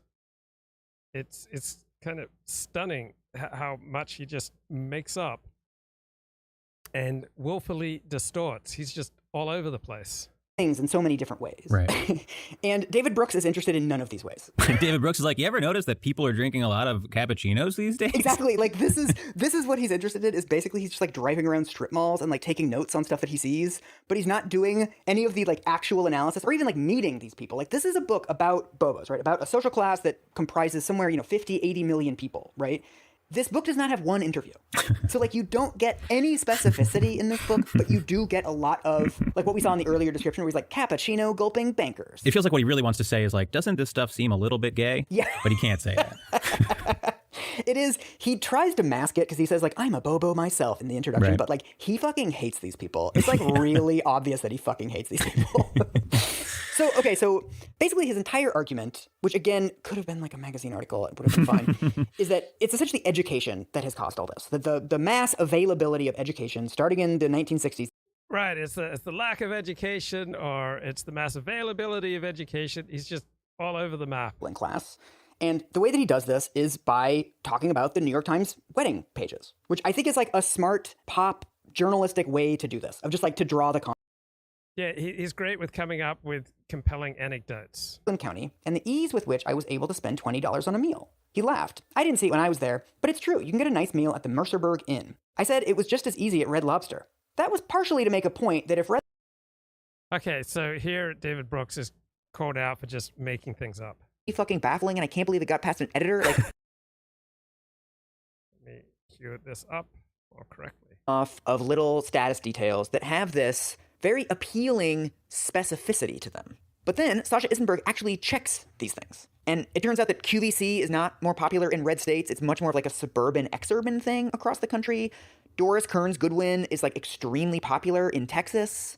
The thing about like they go to church in red states and they go to Thai restaurants in blue states is just totally fucking baffling, and I can't believe it got past an editor. Like obviously they have Thai restaurants everywhere in America. Right, At one point he says like in red counties they have riding lawnmowers and in blue counties they have undocumented immigrants. What the fuck? No, they have like undocumented populations are larger in red states. Right. So at one point David Brooks said that it was a challenge for me to spend $20 on a meal when I was in red America. And he's like, I went to Red Lobster over and over again. I couldn't spend $20.